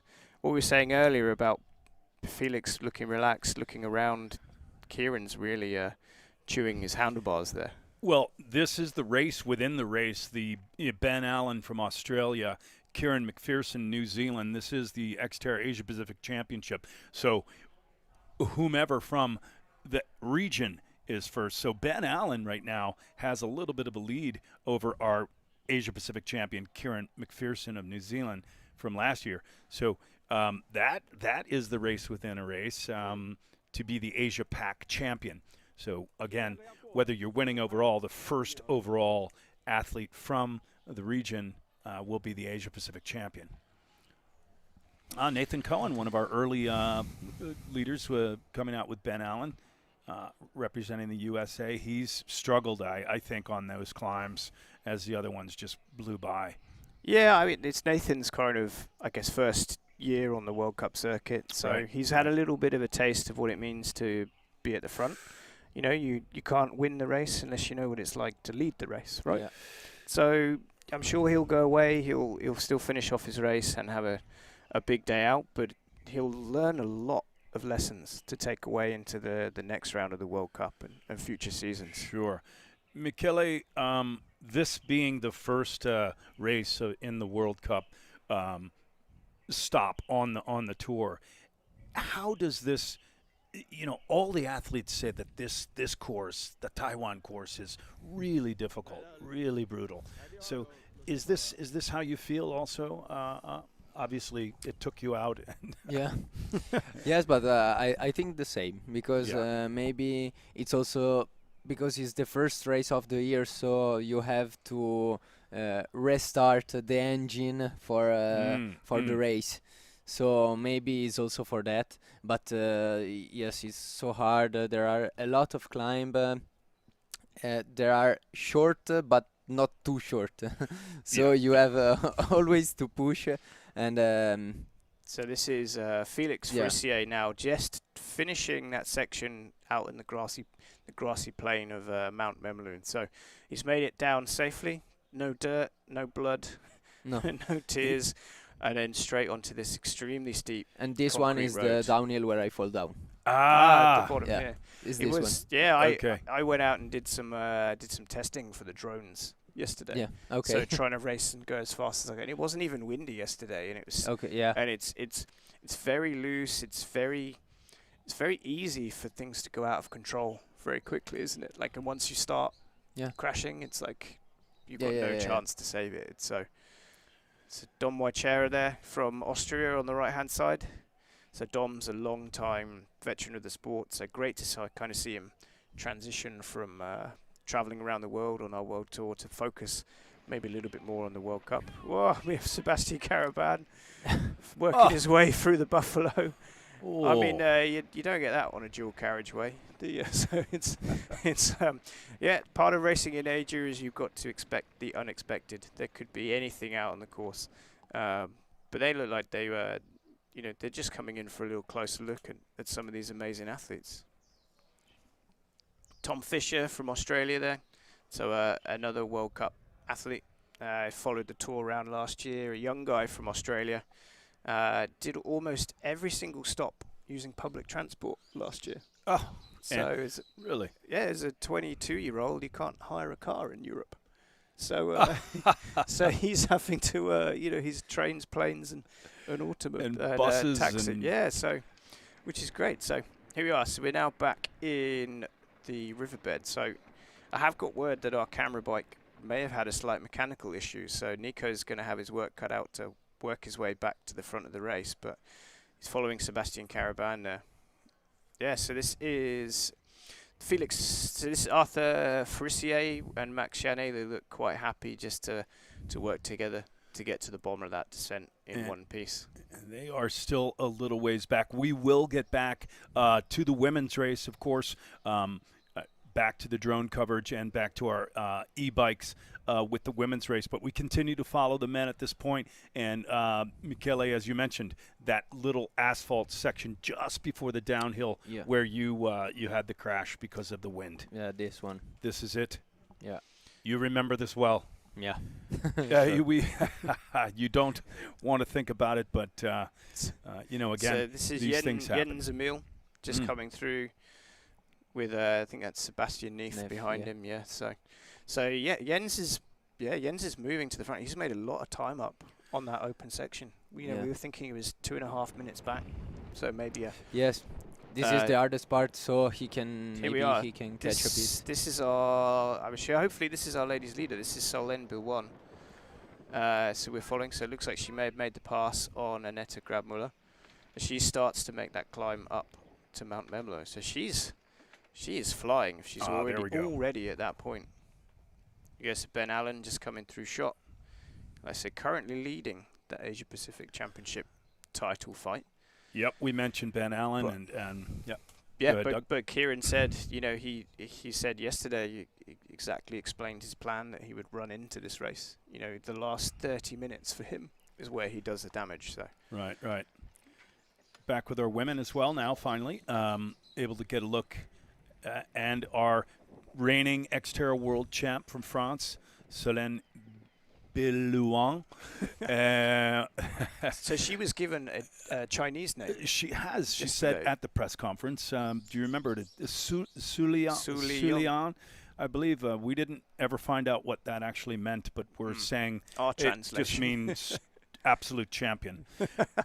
But we had a very funny nickname with Jens Emil Sloth Nielsen of Denmark. He also had a Chinese nickname, and Yoshui, I believe. I'm not saying that correctly, but the handsome gecko. The handsome gecko. That's what it was. So very funny that the two of them have nicknames here in Taiwan. Because we're getting a little time split from the front of our women's race. So Solène looks like she's pulled around about 45 seconds out on Elise. So and Elise, our champion, it was that opposite last year. Elise Patti was our champion last year with Solène second place overall. Separation by almost 2 minutes last year. And at this point in the race, the two female athletes were actually racing together. They were right wheel to wheel, bar to bar at this section. So Solène is obviously wants to push on a little bit, maybe bring out a little bit of a gap. Maybe, like I said, give herself a bit of a buffer in case of a mechanical or a nutrition problem. But sure. Like we said, Michele can probably tell us more. Elise won the World Cup last year, so she's focusing a little bit more on maybe the championship. One day, one race, European Championships, World Championships. Yes. Sure. But I think if you still do good at those, you'll still be a contender for the World Cup. Yes. So, it's like you said, you have to start the engine. First race of the season, you never know where you're at. Yeah, and you never know what could happen, because it's the first time. Maybe sometimes before the first main race, you can do another race to check at what point are your training, so can just to understand better your condition, so test you a bit. So you travelled out to South Africa to Yeah. do exactly that. Yeah. So yourself and Marta from Organic Coach, you went Yes, out to we go there. see my mate Conrad Stoltz Yes, over in exactly. in South Africa. The And caveman. yeah, Yes. it's an amazing race out there. Amazing, yeah. What a way to kick off, our XTERRA World Tour. Yes, could be great, because it's a very, very good race and it's beautiful. I love also the course. Was quite different. There was a lot of single track where you have to drive a lot of turns. You have to push every time. and there is no steep downhill, but is so fast. So is very funny. And no accidents there. Everything was No, fine Everything in South was fine. Africa. Yeah. So we're just getting just had a nice long shot pop up on screen there with Solène just getting to the top of this first climb. Let's see where that's Penny on our e-bike camera. Not in second place. I think we might have to disqualify her. Those if, e-bikes. she were using a motor. But you could see Annette Grabmüller and Elise Patier's riding together in the background. I know the camera foreshortens the distance, but they, the 45-second gap looked pretty accurate. But it was a really good shot of the chase group, and Annette Grabmüller still in there in the top three, having a great show so far. What do we think of Annette Grabmüller? Well, she's had a really good start to the season with a second place behind one of our other XTERRA athletes, Sandra Meyer-Hofer. So Netta was second at the Winter Triathlon World Championships. So, like I said, she's maybe had that first race of the year, albeit slightly different conditions. Formats. But, the heart and the lungs will still be working hard, and she'll have a good indication of how her winter's training has gone. So she's, like I said, she's riding well. She's just pulled a little gap. She's obviously climbing extremely well to be able to still put some distance on an athlete of the caliber of Elise. She's kind of making a big statement here, I think, to be still in the game, still in the top three positions halfway through the bike. Look at these trails. We've got the cloud coverage, but the heat is definitely a factor. Right now, where we're sitting, it's relatively comfortable, but you can feel the stickiness of the humidity. And here we go, Doug. We've got the top 5 graphic there of the top women. So Marta Mendito in 4th place behind Solène, Annette and Elise. And Azaida from Switzerland still in that top 4th. And I think there was Jackie Allen in 5th or 6th place. 5th or 6th there. There's quite a gap in between the top 5, 6 athletes. There's Marta. Is that Marta there? Yeah. Yeah. Yeah, working her way to the top. We'll have to see if she's smiling. Yeah, I think that's a smile. She's smiling in the photo there.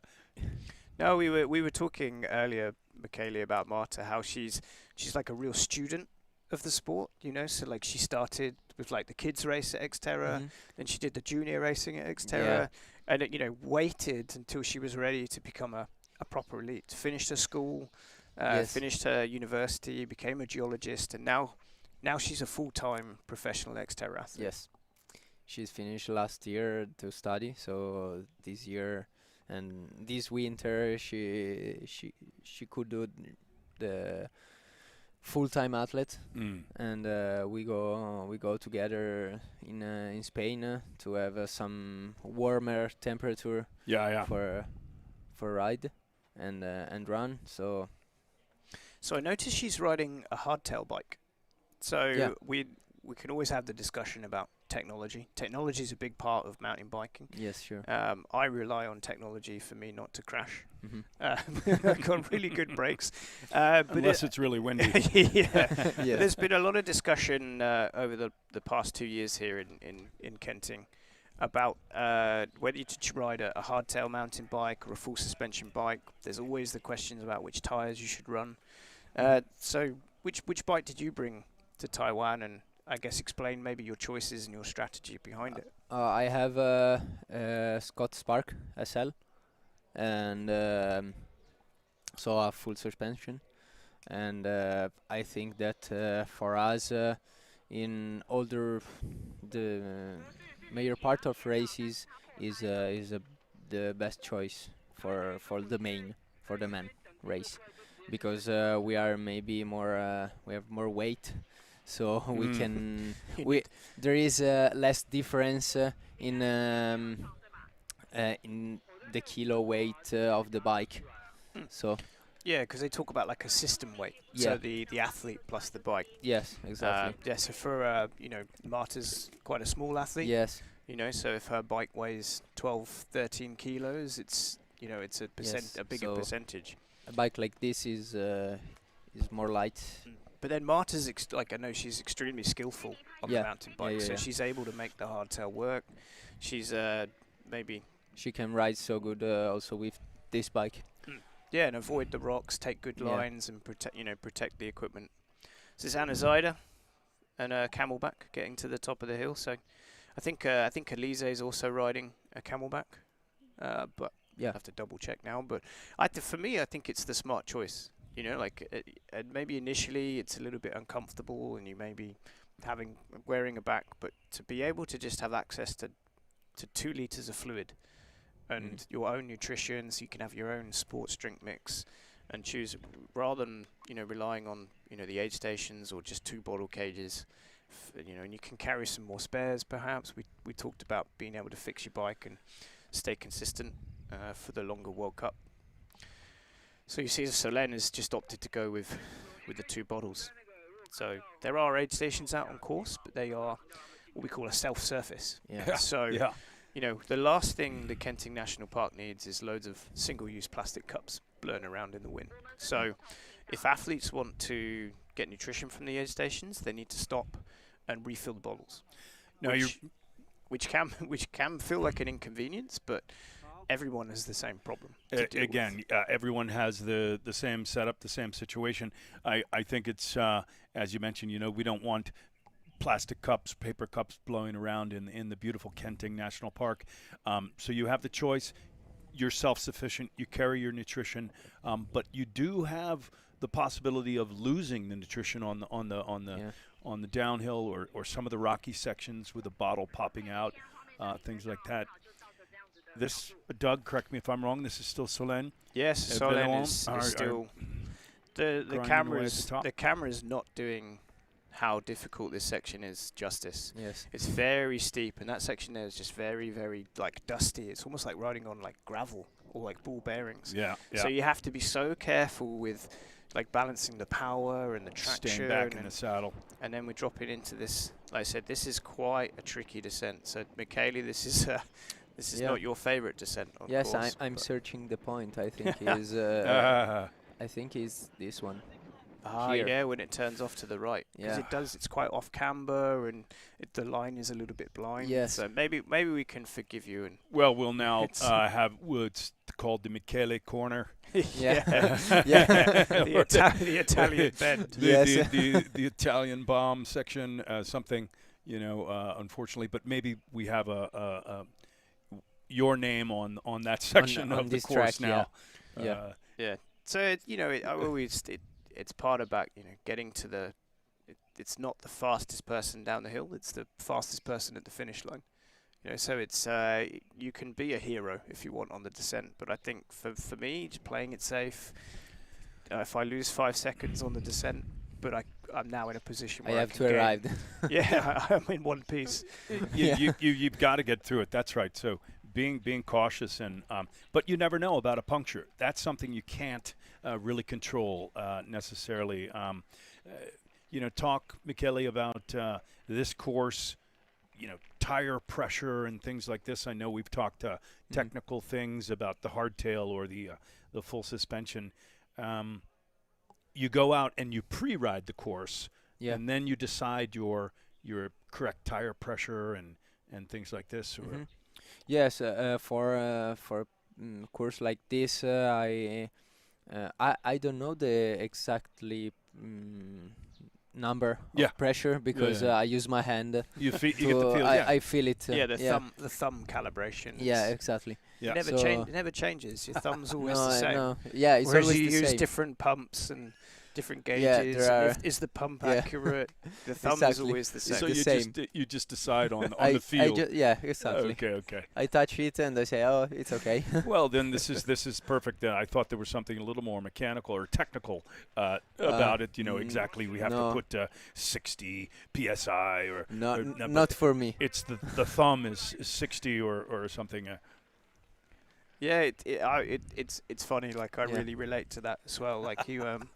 It's also maybe from traveling. So you're traveling. You're trying to avoid airline baggage fees. So carrying a full size track pump in your luggage is quite valuable. So I've got I used to have a little travel pump but it's got no pressure gauge or anything. So you know, if you're always relying on, you know, the track pump, you find yourself getting, you know, obsessed with the number. Whereas like and generally the more you ride, the more you kind of understand like what your tires do and do I need a little bit more air in? It becomes less about the number and more about he finished the hardest section. Yeah, so Felix is absolutely flying. He's after a win this year after you know, the tough time that he had last year. Felix Forestier, the brothers, and the younger brother is Felix at 25 years of age, and Arthur, I believe, is just turned 30. Yeah, so we will have a timing split at that point. And here's the opportunity to get a little asphalt section. So you see she's taking in some drinks, some nutrition there, Solène, and before the more technical sections. Yeah, so recognise the orange suit. This could be Marta Mendito. Like I said, working that hardtail bike. The compact powerhouse of Marta Mendito of Italy. You'll see how she'll use her legs as a suspension instead of relying on, you know, that full suspension bike. So she's in that nice, what we call like that attack position. She's making really light work of that descent. I don't think I've ever seen Marta crash. Ever. Not even like a small crash. And maybe you have. No, yeah. You have. Maybe. Once. During the bike course, the first, I think the first week that we came here. In a part that we did in the last year's race. Yeah. And not this year. So we have there's a little shot there of Nicola Brun. So he must be making his way back towards the front of the race using that e-bike. So hopefully we'll get some nice clips on that last descent. So yes, Solène, this is a very difficult part. You've just come off that asphalt road. Yes. And this is a very technical climbing. There are two parts so steep. Yeah. And very difficult to stay on the bike. So this was my question. If it's such tight single track, and so steep, if you're coming off the bike, it must be very difficult to get going again. Yeah. Yeah, I mean, Solène has this one is the first, I think. Yeah. I was pushing already at this point. But Solène comes from a cyclocross background.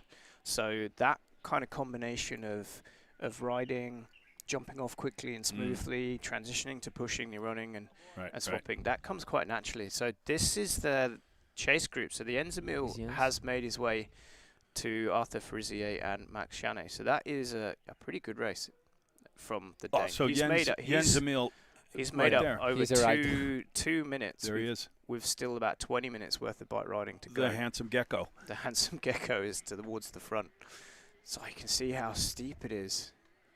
But Solène she's on the bike. She's still riding that high cadence. So I imagine she's thought very carefully about her gear choice. She'll go with a small chainring so she can stay on the bike, keep her legs spinning. And she's extremely skilled, like extremely talented and great at picking lines. And back to our men's leader. I believe this is back to Felix, is it not? No, so this is Sebastian Neef. So he'll be in. Right. That'll be our fourth place athlete. All right, there we are. Just Sebastian, coming through that aid station. He flies under the radar a little bit, Sebastian. So he raced, long distance for quite a few years before kind of going all in into the XTERRA World Cup this year. Yeah. And Azaida making her way down, taking that slightly harder and tighter left-hand line, coming down towards the bottom of this bridge. So Anna, I believe now, of the Czech Republic, currently in about 5th position. Switzerland. Excuse me, Switzerland. Yeah. I'm not seeing the laptop there. CH not CZE. The splits are very small on our screen. Yeah. It's by the big white cross. Yeah. Here we go. So we've got some e-bike cams. So this, you can see, like I said, Penny's really struggling to keep that e-bike on track. So you can see how steep this section is. Solène just really, really working it. Staying on the bike. This is amazing. Right. So yeah, she's just taking her time. She's using her body weight to shuffle around, and here we go. As Jackie Slack with a big smile on her face, getting chased around by our media crew.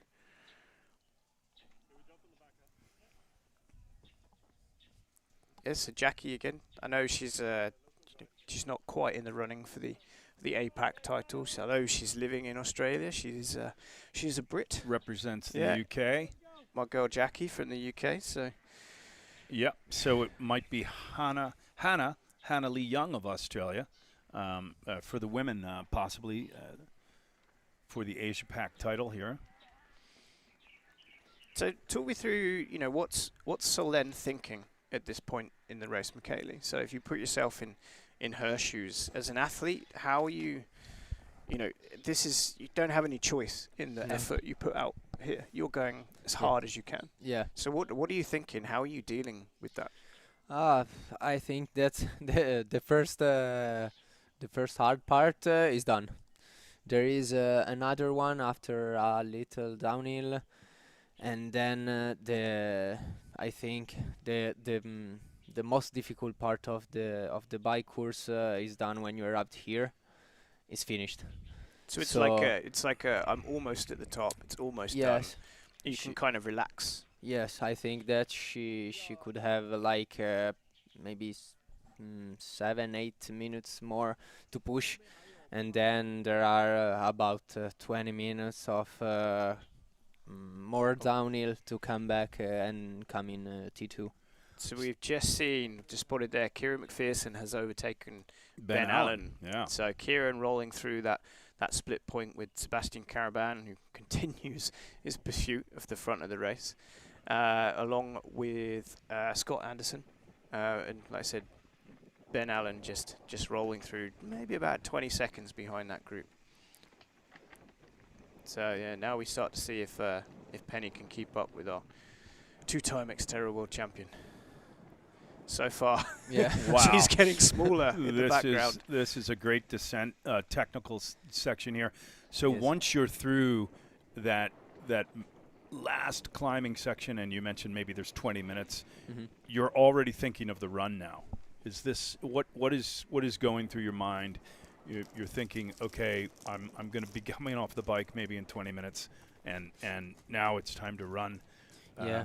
Are you mentally preparing for this, or just? Yes, just for me, just the last kilometers.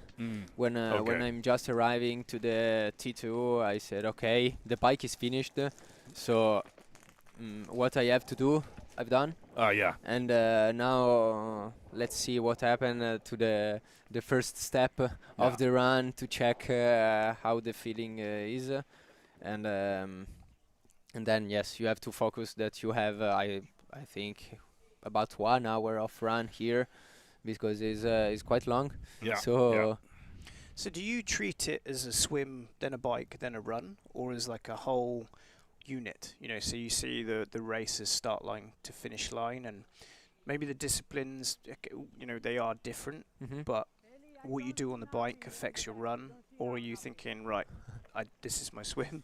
So yeah, so Felix has gone through that. This is a very last climb at the top, isn't it? Yeah. So he's freewheeling now, almost all the way back to T2. But yes, coming back to that point. For me, I think it's difficult to bring difference between bike and run. Oh. Because during the swim, I said, okay, I swim. When I go out, I said, okay, now we start the hardest part of the race. So I have to be focused to try to stay in good shape on the bike. Try to stay with the best guys there. So. And we saw that in Molvino last year from you. Yeah. The swim, you were not fussed. You just you did your thing. They had some guys around you. Yes. But then on the bike, it was, all right, I'm just going to follow the wheels and I'm going to stay here for as long as I can. And you were off the bike, was it fourth? Was fourth, yeah. Fourth off the bike, which is kind of a bit of like a breakthrough performance. You're right at the front of the race, and you put yourself in a position to win the world championships. Yes. So you've got to take some confidence from that to know that you're known as a swimmer, but you're not. You're you're a complete athlete. Was for me to be there was quite strange, because arrived in T2 in fourth position. Well, I said, okay, In World Champs. I'm here. Now I have to run, and I think that during the run I wasn't so brilliant. Also But- for also for that. But yeah, I think that this winter I did a good work on the bike and run. So I hope that I can improve also during the season, and maybe have more energy during the run. But it gives you great. We're seeing somebody. That's the Yeah. tricky section. This is what I was asking. Yes. You know, if you come out of the bike pedals on that steep section, then that's gonna Yes. So I'm just noticing on this shot, we have Jens Mill and Arthur Frisier, but no Max Chanet. Max is no longer in the shot. So Jens Emil of Denmark has really, and this is what we expected, yes, very, very strong on the bike, has really made up some time. there's Max Chanet. So Max he's lost around about 20 seconds to the front two. So, you know, the Max is incredibly talented on a mountain bike, so I wouldn't think it's a physical issue. So he's maybe just had a little, you know, maybe he's had a little crash on the descent there, or maybe his gears have jumped. Here we go, getting some images. So, but I mean, yeah. Well, so we're seeing that's Arthur, 40CA France, Jens Emil Sloth Nielsen, who's got the nickname of Handsome Gecko.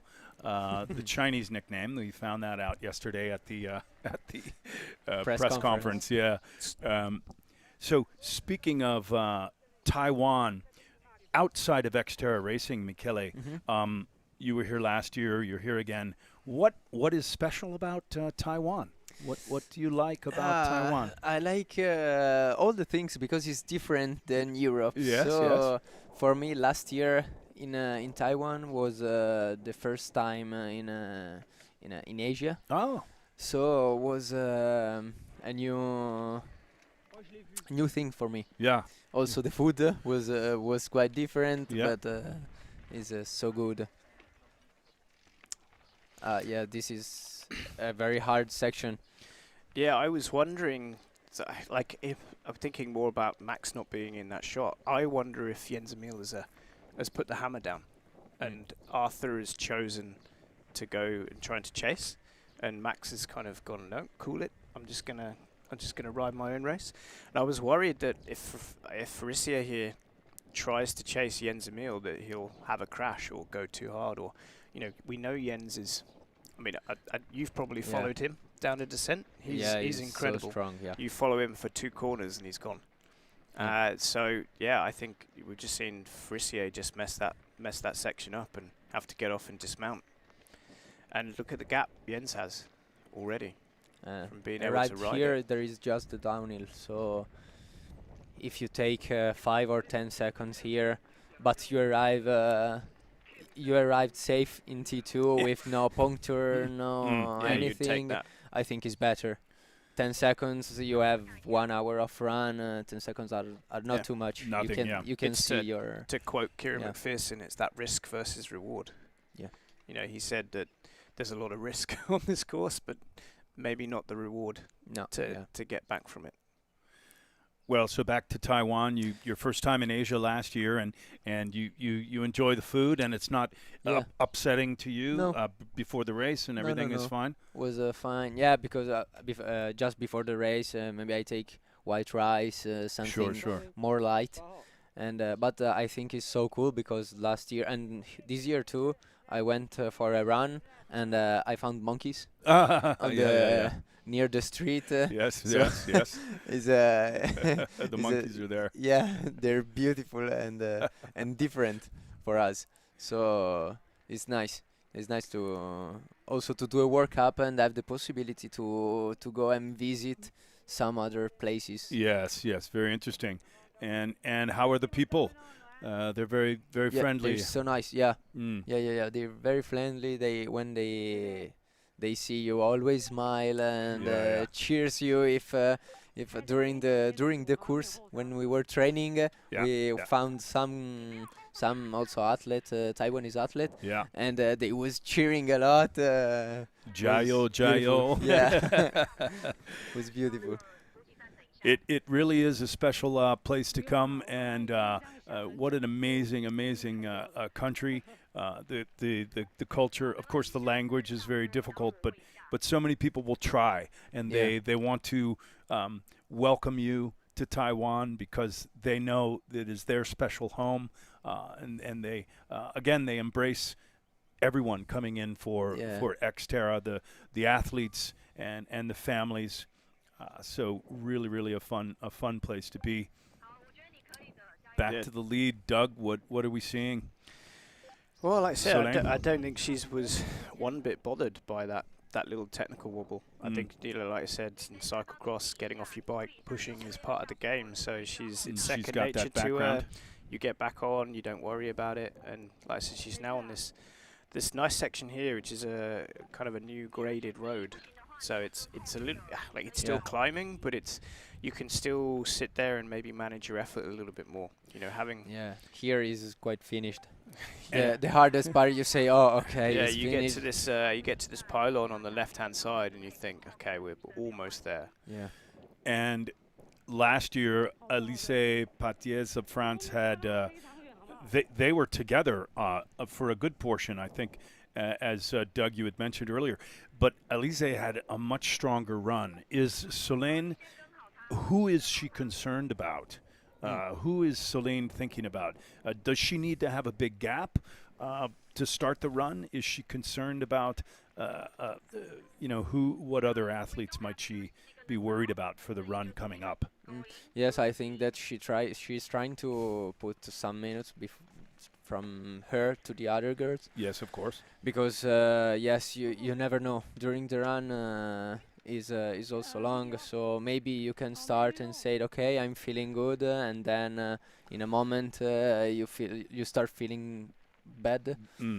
So it's better to have some second or minute of gap. Obviously, and then we're seeing the statistics here. Our reigning XTERRA World Champion, 2002, 2023, from Italy. So we certainly know that Céline Belluon of France knows how to do it. She is a champion. So she's just focused forward right now. Yeah, I think she knows herself too. Yes. So yes, she knows how much she can push and she can manage the race. Yeah. Yeah, you can't control what other people are doing.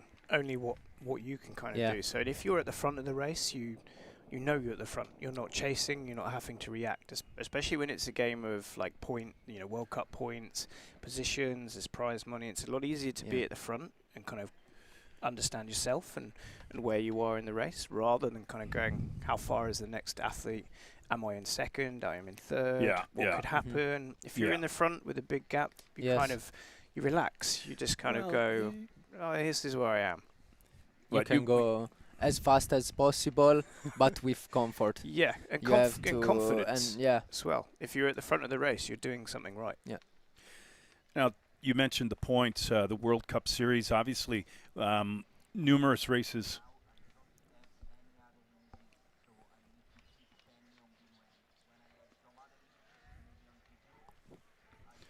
And we're just getting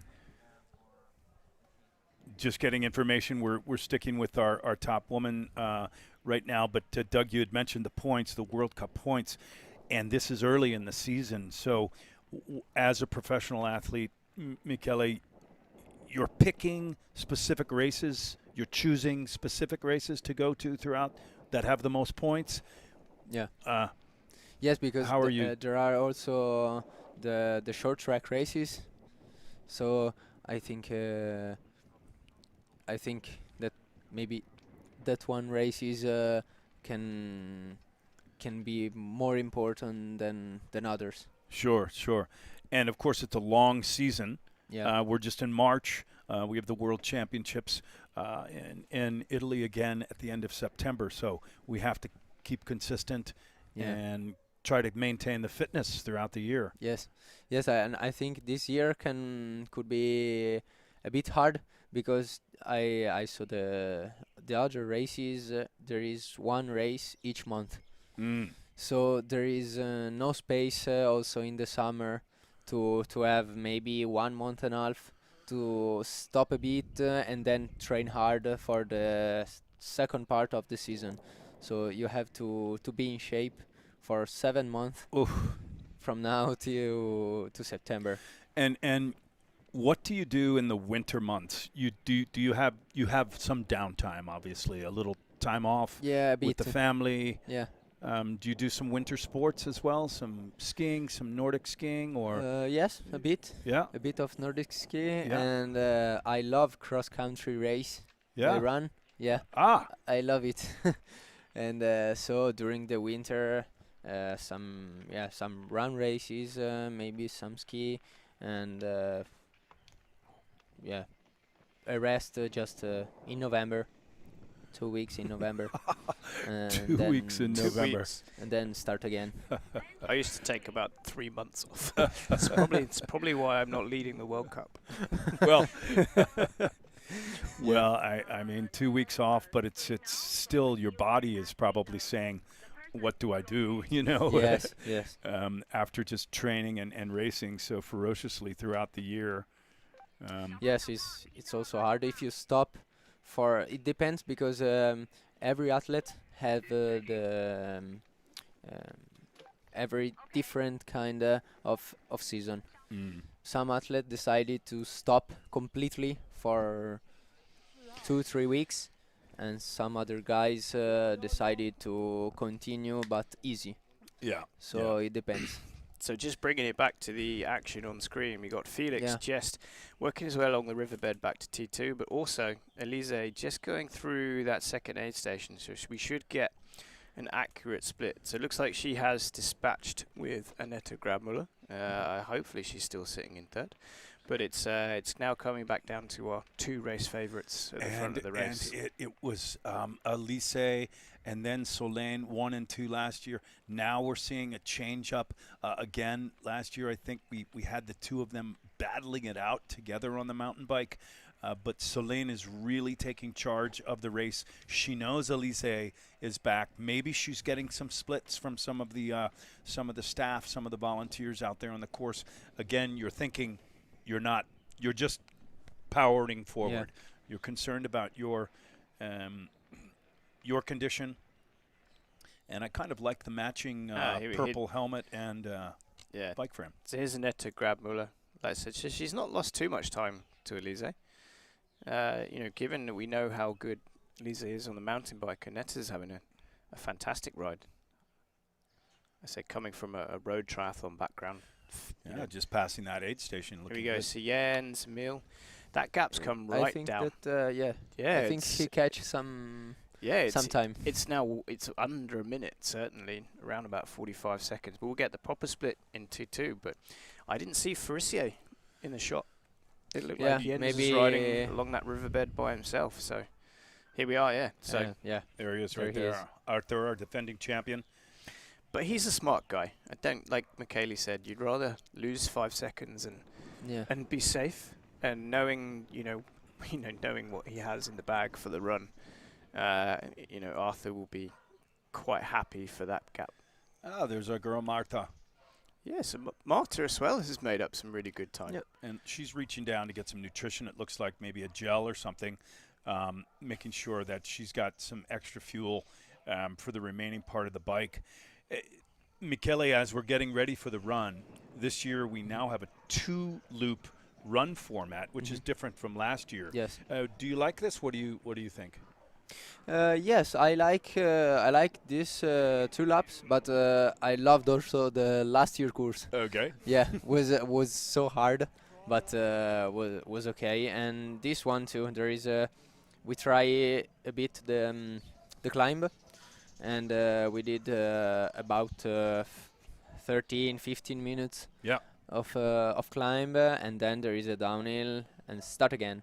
There you go. And here we go. This is our leader. Yeah. And so he's gotten through the bike, and there's no puncture, no problems, no troubles this year. Of course, we know Felix Forestier of France had that puncture last year and had to push the bike for 10K. He's made it through unscathed and off on to the run, and this is when we'll probably get some splits. Yeah, no, I'm always interested to see, like I said, what an athlete is doing in T2. Like, so Felix, no socks, so he's not worried about protecting his feet. He's interested in putting his shoes on as fast as possible. But I think he picked up 3 gels. Oh, yeah, so, probably. you know, he's not relying on the aid stations. He's happy to have carry all of his own nutrition, be responsible, manage his own race. So, you know, that, but also he just didn't seem panicked or rushed at all. It was extremely fast, but not in a hurry. So I think he's obviously feeling quite good, and it's going to be a difficult ask for Jens Emil to run him down now. And here, this is Jens Emil from Denmark, looking rather relaxed as well. Now, Michele, you mentioned this 12K run may take 1 hour or so for the elite men. Yes, maybe that's how less. tough the course is. Maybe, I don't know, 55 to 1 hour for the first. I think maybe, I don't know. And we shall see. But Yeah. if Place bets now. if you're just doing a flat out on the asphalt at 12K, what are you running? 40, 41, 42 minutes or something? Yeah, maybe. I don't know. I never did. I never did a 10K. So on the road, on the road, it's boring. Yeah, Yeah, I mean these guys are fast. Like I say, we never see their pure speed because we're always off racing in the mountains. But speaking to Max Chanet, he ran a 30-minute 10K a couple of weeks ago. Wow. Oh, You know, so But that's the type of Exactly. speed that we know that they have. But this course, it's so strength. It's a brutal. strength course. This is So- XTERRA. So we know, like, you know, if Max really worked on the track and wanted to get that run time down, you probably could. But outright speed is not going to help you on a course like this. You need to be really strong, really robust, and smart about it, as Yeah. we've been talking about. There's Max. there we are. So Maxime Chanet. there France. we go. Max is good using the shopping bag technique. Empty everything on the floor, choose what you need, and then collect it up. So here we are, some shots of wearing the leader's bib. So he's currently the highest ranked athlete that's competing here today. So he's got that gold bib on just to give that special designation that he's the man to beat at the moment. So he says leader on his bib, and he's leading the race. And the World Cup ranking, Felix, as you mentioned, the top rank, and then it's Jens Emil Sloth Nielsen of Denmark, 1 and 2, right now in the race. So there's some points on the line. Obviously, the prize money and things like this. Lots of World Cup points to be considered. The prize money is nice, but you want to accumulate the points throughout the year as well. So what do you think he's thinking about right now, Michele? Like, do you think he's feeling good?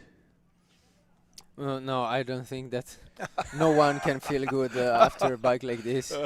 So he's maybe just feeling better than the other guys. Yeah. He's confident because he's the leader. Yeah, he's looking back, but there's I nobody want to check. in shot. Well, that split was 1 minute 36, I believe. The gap between our men's leader, Felix Forestier, and Jens Emil Sloth Nielsen of Denmark. And then it was Arthur Forestier, I believe, third onto the run. I wouldn't be surprised to see position second, third, and fourth change up. So to see some change in, you know, to see if Max can run through, and I'd expect Forestier to run up to Jens Emil quite quickly, but Jens will hang in tough and will really make Arthur work for it. We start the climb. Yeah, but he's just like sprinting up it. So Len is just getting, like I said, to the top of that very last climb, a little bit more traversing, and then the long downhill to do. But she still looks great. You know, I saw when she passed that aid station previously, she was again just taking a drink. She wasn't stressing. She wasn't asking for help at the aid station. Just managing her own race. Sort of in control, Yeah. not stressed. And this came up at the press conference also yesterday. Controlling your controllables or something. I think Kieran McPherson was talking about that. You know, you're only in control of what you can be in control of. The course may dictate some things. And here's Arthur, the older brother, I believe maybe in third still. Yeah, I can just see the white tri-suit of Jens Emil Jens right Emil. at the very far point. So Arthur's got a, he's got a carrot to chase. It's good, or a carrot to chase, a hare to chase, carrot on a stick right now. So there we go. Here's some T2 splits. So Maxime Chanet has a little bit of catch-up to do. Sebastian Neef, Germany. They're the top 5. Yeah, Max said in the pre-race interviews that he was extremely keen not to repeat last year and get a puncher and have to push his bike out of the jungle. So he was willing to sacrifice a little bit of speed on the descent, but be able to get back to T2 with no problems and then maybe make up for it on the run. So yeah, you can see the stride length has shortened somewhat. You can see how steep this is. I mean, right away, out of transition, right into the steep section. Now, with the 2-loop course, though, it's a... Yeah, so we have a quick change up in the shot to Elise Patiez, currently in 2nd position. Hopefully will emerge around that corner and hasn't had an issue. Here we go. Okay. Here we go. So yeah, so riding with that camelback, you can see the drinking tube just dangling down through the front of her suit there. Coach Stefano just giving her the time split. Yeah. So now she knows. She knows maybe she's had this split all through the course. Now it's she a knows nice for max. sure. So Michaeli, do you like getting splits and information on the course? I always used to dislike it because I couldn't do anything about it. Yeah. Like I can't control what if I can get.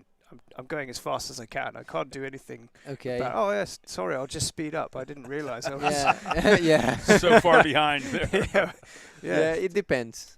Can be useful when you are dead, and they told you you have 5 minutes. You say, oh, okay. So yeah, normally for me it was like, oh, you're 5 minutes behind. So you're now 10 minutes behind. Then you don't want to hear that. 20 That's minutes just behind. a Yes, little so demoralizing, yeah. when you're pushing as hard as you can, Yeah. and you. How can they be so far up? Yeah, the winner's already showered. Had a massage, He's the president. You've missed presentation. lunch. Yes.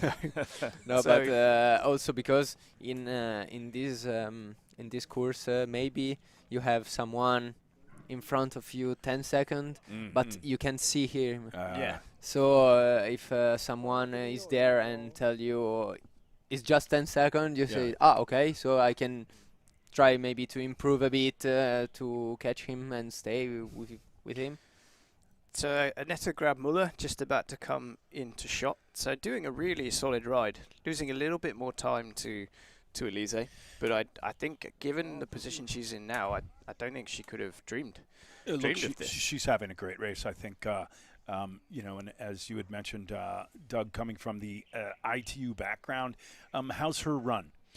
It's pretty good. Yeah. Yeah, it's pretty good. So obviously, a world triathlon run course, a city centre, flat 10K is extremely different to running through the jungle. But it's still putting one foot in front of the other at the end of the day. So, and Marta's not too far behind either.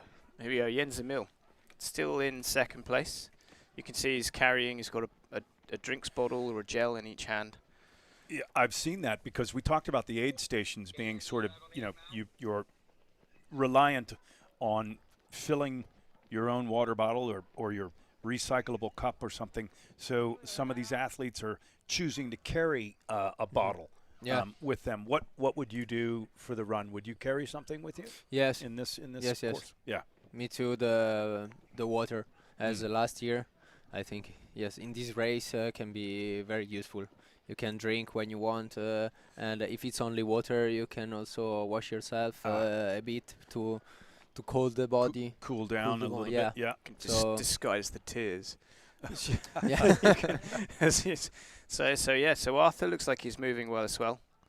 I think he is still in third position behind Jens Emil. I'm sure we'll get an update. They weren't far away, so we've got Felix, Jens Emil. 100%.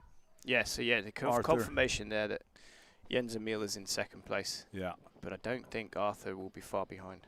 And then Maxim, of course, you said, who's a brilliant runner. And I think Max has held something back on the run. Either he's holding it back and he's being smart, or he's having, maybe not his perfect day out in the jungle. But so it'll be interesting to see the splits at the end of lap 1 to see if he's made some ground. So we've got some more time checks here. So I don't know, Whit, if you want to run through maybe our full list of women. We can give a bit of an update of where they're all at. Currently, at this point, Solène Bellion of France in the lead, 44 seconds back. Elise Patier of France, and it was opposite last year at this point. Annette Grabmüller of the Czech Republic right behind Elise. So not much of a time difference there. And then Marita Mendito of Italy. Oh, wow. She's off the almost 3 minutes back. So 1, 2, and 3, Solène Bellion, Elise Patier of France, Annette Grabmüller of the Czech Republic, 1, 2, and 3, and they're separated by about 45 seconds. And then another minute and a half or so back is our Marta Mendito of Italy. And we're waiting for the women to transition. Yeah, so we've got Arthur Farissier. I'm not sure of the time gap, but it doesn't look to be coming down. He doesn't seem to be eating into that lead of Jens Emil. And the little shot we had of Max coming through, he looked in pretty good shape. Looked like he was running well. So you see Farissier has opted for socks for the run, so maybe giving away that little bit of time. What did you plan to wear socks? Yes, we are seeing run check lap 1. Sebastian Caravan. We said he would work his way forwards by the end of the race. So he's actually come off the bike in it's that 6th place, so behind Sebastian Neef. So we might get some images. It's a long way back from the front of the race. Yeah. But it looks like there's still an opportunity to make up a couple of places. I think maybe the podium is a little bit far beyond him at the moment, but Kira McPherson and Ben Allen within a minute of each other, so our APAC battle is well and truly alive. Kieran McPherson ran his way into 4th place last year overall and was the overall Asia Pac champion, being from New Zealand, but he's got some company with the likes of Aussie Ben Allen this year. Who's the better runner here at this point? I think Kieran McPherson Yeah, if I was a betting man, Kieran McPherson. Yeah. Like I said, Kieran is he's an extremely, like I said, smart guy. He knows how to run. He planned on having his strongest part of the race in the last 30 minutes. He stated that quite clearly. Whereas I think at this point, like I said, Ben Allen is he's probably just hanging on, I think. Well, and my question could be a little naive. I say, who's the better runner? But look, anything can happen out there. Anything can happen. We would say on paper, Maxime Chanet. We can talk about Kieran McPherson, how he had a brilliant run to come back into 4th. But look, if you're totally smashed after the bike ride and you didn't save something for the run, then it could be miserable out there. More miserable. It's miserable from the get-go, but the misery of the love of the sport of XTERRA, I think this is why we all love it, because it is so brutal. And if you don't finish with a little bit of mud and dirt and perhaps even a little bit of blood, then we send you back out. Yes, you need to earn your finish line. Oh yeah, at absolutely. XTERRA. So this is a cool little shot of this is Max making his way down the descent. I said followed by as a really good job by our running cameraman here. I love him grabbing the trees to help him sort of navigate those corners. It's a bit That's like a cool running technique. Tarzan through the jungle. It's so useful. Yeah, I use it too. Yeah. the downhill after the bike must be punishing on the legs. So yeah, Max still looks, like I said, full of running. He's still up on his toes. You know, he looks like he's running downhill. He's not just getting down it. You know, he looks like he's fighting to try and get seconds. Yeah. He said he's using the trees to go as fast as he can. I said it looks pretty good. Like you can tell from his body language. You know, his head is still up, his shoulders are still nice and relaxed. He's pushing good. He's looking strong here. Now with the 2-lap bike the run this year, it's an opportunity. Here's a drone shot of our Stony Brook Farms, where our transition and our finish line area. But the athletes have an opportunity to come back and maybe get some energy from the crowd, the spectators. Yeah. I'm sure this helps when you're out there, you're running and you're racing, and you come back through. So this new format with the 2 loops, you come back through the transition, you get some aid, and then energy from maybe the spectators. And you need it because when you finish the first loop, you have to say, okay, I have to do another one. Yeah. I'm so tired, so it's useful. The energy of the Yes, it's the public. It's a nice little reminder as well that the finish line is still there. You know, and you know that's the overall goal at the end of the day is to make it back to that finish line. And it's sort of a tease as well as you run right by the finish line. You say, okay. It's like see you soon in the hardest 6 kilometers of your life. So it's Nathan Cohen coming off the bike, our early swim and bike leader. There's Ben Allen. Exactly. So Ben's still having fun out there. I think, like I say, Kieran running through, he looks like he's not thinking about the APAC race, and he's thinking about World Cup points at this point. But so I think that maybe that championship race is done and dusted, and I think, like I said, Ben can be super chuffed and super happy. Like I'm a big Ben Allen fan. You know, he's been racing on the XTERRA circuit for a long time. Quite a number of years. Yeah, very long time, and you know, it's a testament to, I guess, his love for the sport that he's still going. Oh yeah, he and his wife Jackie Allen and new mom and pop to baby Kai, a little boy who's just 11 months old, and I guess Ben's mom and dad are here looking after Kai while mom and dad, Ben and Jackie, go at it here on the XTERRA Taiwan course here. So we just seen Federico Spinazzi and Scott Anderson coming through shot. So they're currently in positions. It'll be 10th and 11th, I think, or maybe 9th and 10th. Yeah, 9th and 10th. So those guys are having a solid opener to their World Cup season as well.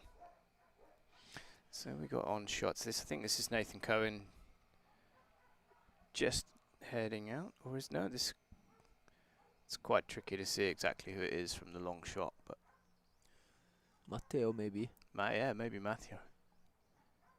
But needing a little walk. That's the thing. It's like this. It feels like the perfect scenario for like cramp to set in this race. You know, you're feeling tired, you're dehydrated. Yes. It's so difficult. Like you're doing some crazy muscle moves. There we go. Felix is absolutely flying. He is really moving through. We're going to try and follow him on the e-bike. This is good luck. Yeah. So Sebastian Neef could run his way into a top position here as well. Currently in 5th place. And he's not too far behind Maxine. And like I said, Sebastian's got some speed. Here we go. So Nico is, like I said, following Felix Frissier here on this downhill, and is still struggling to keep up. Look at him move on the. He's just opening it right up.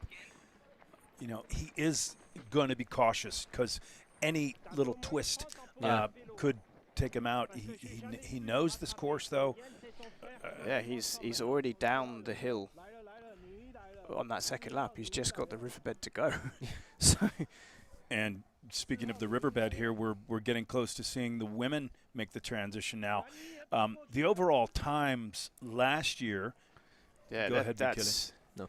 that's crazy. Yeah, they're literally. Now there is Solen's gonna Solen ride catching past. This is great. We can some of the men there. we can get everything in catching, one shot. I think Arthur, Yeah. Felix. Yeah.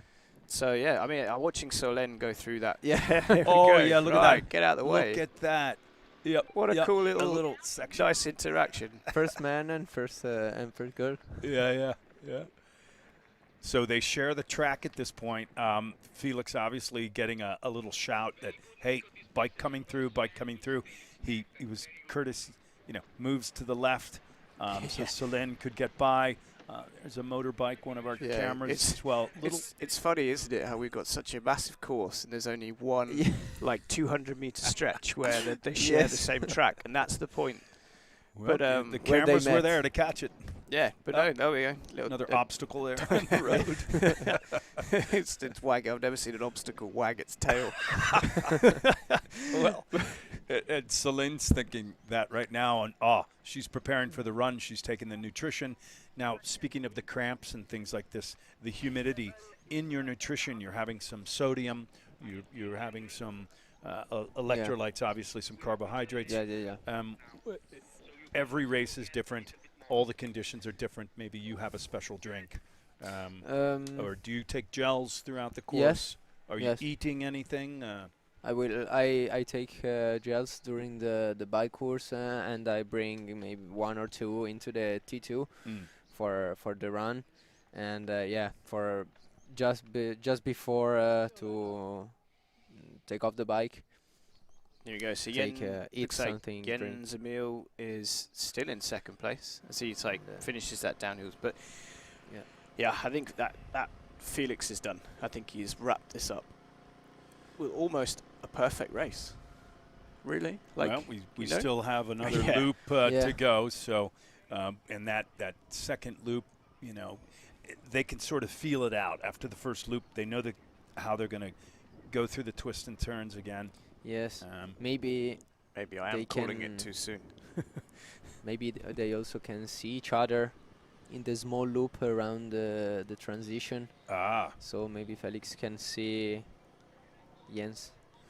And I think. Sorry, I was thinking. Do you think he'll be, like I said, if he sees that he's got a nice safe gap, do you think he'll twist the knife and want to, make a statement, and that I'm the guy to be, I'm the best athlete in the world. The World Cup's mine. You've got to catch me. Or do you think he'll just go, I've got some time. I can chill. I can relax. I'm thinking about the next race. No, I don't know.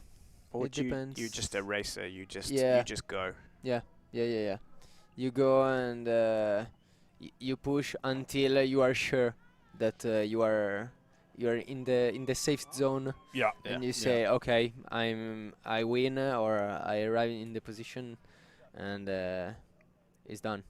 And here we go. This is our leader for the women, our XTERRA reigning world champion, Céline Belléon of France. And more nutrition as she opts not to do the socks. She'll have her shoes on first and does the overhead. Some people step into the race, the bib number, but she's just going to put the race belt right on top and take off. Nice quick transition for our women's leader. Yeah, you can tell she's feeling good about how calm, and there was order to that transition. It was like, right, rack the bike, then I run over to my bag. I know exactly where it is. I'm emptying everything on the floor. Take what I need, have a drink. It's no panic, no stress at all. So I think, she's obviously hot and bothered racing in the Taiwanese jungle, but she's well in control, and like I said, I think she'll be quite happy to be in this position to start the run. And we just had a great shot of our transition there as our leader, Félix Forissier, came through. A little fun sort of bridge up and down section there in transition. Spectators cheering him on as he's leading this race after an unfortunate circumstance last year with the puncture, but still running his way into 9th place overall. His brother, of course, Arthur Forissier, taking the win. I think Felix has charge, as Doug you'd mentioned. He's the one to beat, really. Yeah, we you know, it's been quite cool to see the progress of Felix over the last few years. Yes, I remember racing him in 2019, and he was this like baby-faced kid, and Yeah. came onto the circuit, like crashed his bike and got mechanicals everywhere, broke his seat at one race, you know, and then kind of like just took like a season to kind of get his head around. You know, it wasn't just about being really fast, and you know, and then. You know, I'm not going to mention the C word, the few years where we had a bit of a break from racing. But, you know, and then came back a very smart guy, you know, and was happy to kind of be a little bit more patient, and has slowly, you know, chipped away and has kind of stepped out of the shadow of his brother, perhaps. And now he is the guy. Him and Arthur Serrières, you know, they are pushing the sport to a new level. And he doesn't seem to be bothered about, you know, the title champion. He won so many races last year, and he just continues to just do what he excels at best and what he loves to do. And is this Alice? Yeah, this is Elise just coming in off the bike, so we can compare the. Oh, look at that. Laser focused on where her bag is positioned. So this no socks, going straight in with the shoes. So maybe this has just been a measured effort from Elise at the back half of this bike course. Happy to just ride her own race, let the time gap be what the time gap will be. Now what's this? She's gone with a little running pack. So she's got the gels inside the pack, and it's got her bib number pinned to it or something there. So she's got to get that bag back on the rack. That's what everyone has to do. Notice that she didn't just dump everything out. As Solène, because everything was packed in the back already, so it's she had it there. Yeah, no, it's a smart choice, I think. Kaylee talked about how you use your hands on the trees to the descent, but if you've got a gel and a water bottle in your hand, you can't grab onto it. So if you're able to carry your nutrition in your pack, then it's in the tree suite. Yeah, but then it's, you know, it's difficult and it slides down. Yeah. So it's, you know, thinking about, you know, being able to carry absolutely. There's the obstacle again. There's a few more doggos wandering around, but they're all very friendly over here. They just have no owners or homes. It seems they just sort of they go wherever the fun. They go wherever the fun is. Well, looking at the time right now, 2:16. Last year's winning time, and of course it's irrelevant, but just an idea. It was 2 hours 36 for the men. And 3:06 for the women. So Arthur for ECA, our champion from last year, 2 hours 36. Just an idea. So if we're looking at a similar time, we're within 20 minutes or so. But again, that is it's a different day. It's a different course, but now we have a different Ford ECA at the front, and it is the younger brother Felix, and for the women they went 3:06 last year. So we shall see, and we have a mix-up in the lead now as well. 1 and 2 last year was Elise Patiez of France, and then Solène Belleon, and now Solène is out in front with Elise in second by, and we should be getting a gap or a split here in just a moment on the win. On the women. So now we have like I said, a tracking shot of Solène out on the run course. And I think he's arriving, Felix. This guy, our leaders together. Fancy meeting you here. In so what's happening here? Is he? Yeah. So it's quite unique to have both the men and the women in the same camera shot. Like I said, maybe one lap apart, but so Marta Mendito, you can check her transition. She's a pro at this. She'll know exactly what she's doing. So opens the bag, grabs. So maybe not going for the dump it option. Okay, first things first. Now that last shot, that was brilliant with Felix coming by Solène there. And there was a wide section in the course, so there's no words exchanged. He's not saying anything, hey, here I come, I'm on your left, or it's just, here we go. I've missed this pain face of Jens Emil. So last seen. He's trying to push. Last seen in Movino. And there's the race there for third. Perhaps, well, who knows? Marta Mendito of Italy and Annette Grabmüller of Switzerland. Still, they were in transition side by side. So they are racing perhaps for third or working their way up. It looked like Annetta was having a bit of trouble with the bag system. You know, coming from that World Triathlon background where everything is neat and tidy and exactly the same at every single race. Maybe it's just a little bit unsettling to have to do something a little bit new and a little bit different. We try and make it as simple as possible, but with the split transition, the bag system works really well for being able to get everybody's kit all over the place. But then it is a little tight, as you see. Marta has her things spread out a little bit, and she's putting, and maybe, Anetta's going for her bag. She's not quite sure where it is. This is Lise just heading out onto the run course. So, wearing that gold bib, to signify she was the leader of the World Cup last year. She finished out on top. But I think this is going to be the first time she'll be relegated to bib number 2. I think she was with the gold jersey almost start to finish last year. All during the 2023 season. I think. Michele, how do you think she looks at the start of the run here? No, I think she's good.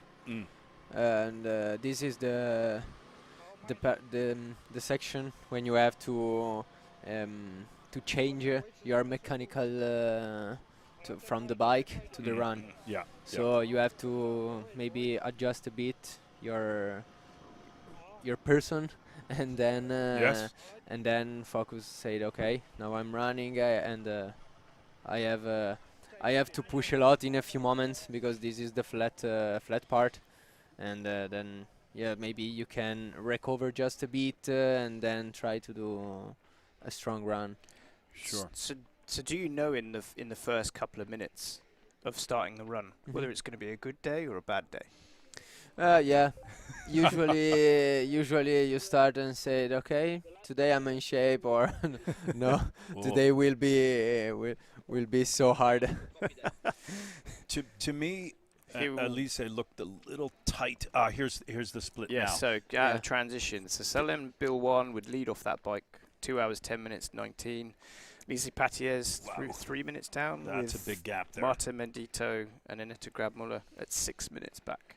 So this race has exploded all over the Kenting National Park.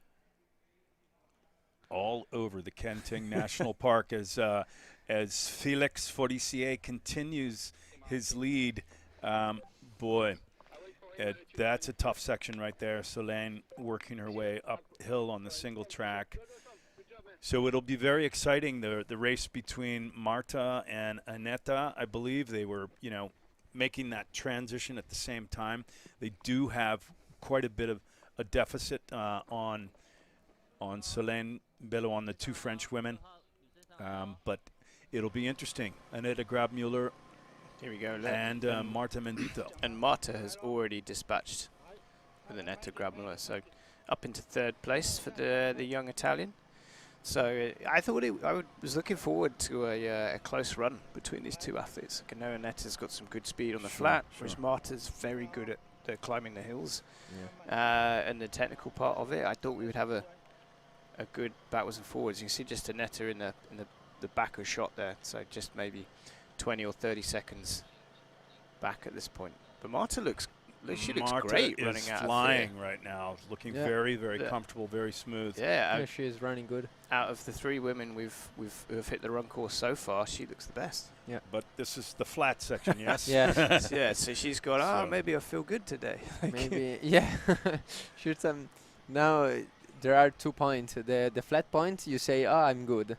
But then arrive the climb, and then you have to check your legs on the climb. You have to check again. So there are 2 track. But also, isn't she thinking? She's in transition, and then right next to her is another woman. So she's thinking, okay, I've got to get out and get ahead. So maybe she's pushing a little bit to make a gap. Yes. And to put some distance early on. Maybe make that dominant push. Be out of sight and out of mind. It's useful, also for mind. Yes. So some more footage of Selene working her way up this climb. We just saw a little shot of Jens Emil as well. So I wonder, we had Felix ran through and overtook Solène first lap and second lap. When it'd be quite a nice little image for Jens Emil and Solène. You know, so obviously the partners, they train together. They're heavily invested in the World Cup together. So it'd be quite nice to, you know, to see a friendly face out on course sometimes, isn't it? Wouldn't that be? And they're the two elite athletes with the Taiwanese nicknames. Yes, yeah, they have a lot of local fans here, and yeah, they really do. And both of them really like embody this kind of the feeling of getting involved with the local community. Last year they visited some local schools. They made lots of friends to the point where, you know, they stayed with people this year that they met last year. Is that it? Yeah. You know, and you have to earn your Chinese name. You know, you don't just get given, you know, a local title for nothing. Wow, that last shot of Solène, you can see how steep that is, and she's pushing on the legs to make it through, and now she's come over that little hill there. Yeah, but like it's so hard. It's that transition from knowing your limit. So at the point where I can't run this any faster than I can walk, I'm actually doing myself more damage. So you take a few steps, compose yourself, and then get back into your running when the gradient allows. But Lise's looking good as well. Like I said, she looks like she's just managing her race, but she never has any facial expressions when she races. It's just, it's like a machine. She's just working away, doing what she can.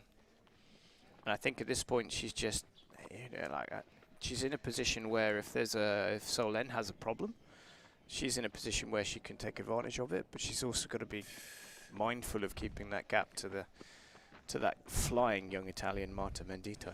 Well, Solène does not look to be having any problems right now as she continues to lead the XTERRA reigning world champion, two-time reigning world champion, 2022 and 23 from our world championships in Italy.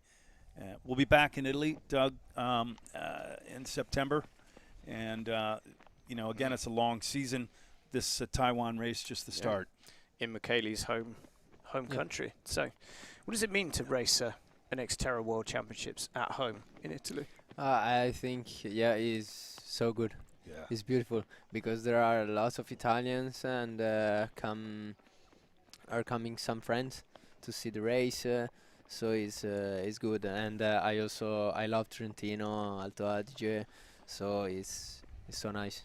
Yeah, I look forward to my trip every single year. And it's just perfect for cross triathlon. Yeah. So it's a shame we'll have to leave, but we'll find out where we're going. Where we're going pretty soon. So well, the XTERRA World Championship? This will be the third consecutive year with the background of the Dolomites in the beautiful high country there in Italy, and then move on to another venue as we should. You know, offer another city, another destination, an opportunity to host the XTERRA World Championship. Solène Bellouin, her nickname is Sulian. We're not quite sure if we ever had a translation of what that means. It means fastest in the race. Fastest in the race, yeah. And her partner, Jens Emil Sloth Nielsen of Denmark, having a great race. Now, what do you think about Arthur Fouriers coming up on Jens? Is there time to catch? I think, like I said, these guys are all so good that to really make like such a big difference, I think they can take a few seconds, 10, 15 seconds is enough to kind of make the difference. I think the gap at the moment is maybe just that a little bit too big for Arthur to do anything about. You've obviously got to be there if an opportunity arises. You know, it's so technical. The race can change very quickly. But you know, we've got to remember all of these guys are the best in the world at what they do. So to make such a significant difference requires something superhuman. There's only maybe a couple of guys who are capable of doing that. We've seen Arthur Serrière do this in the past. He's come from 6 minutes back on the run, and it's like. It's unbelievable, but it doesn't happen an awful lot. Oh, just as the camera cut there, we just saw like she just rolled over an ankle or something, or just stumbled. But I hope she's okay. But Annette Grabmüller, said currently in fourth position, not too far behind Marta. There we go. Yeah, Solène is still running. It was all good. Made me a bit nervous when I saw the the camera cut quickly. Whoa. Yeah, I think our cameraman might be getting cramp. Yeah. A good job of the camera, men and women, to be able to continue on and with the GoPro and try and keep up. This is XTERRA. If it was a flat course, it would be boring. As you said, you've never really run a flat-out 10K and on the asphalt, and maybe it's good for training and things like this, but this is the adventure. This is XTERRA. This is the type of course we want.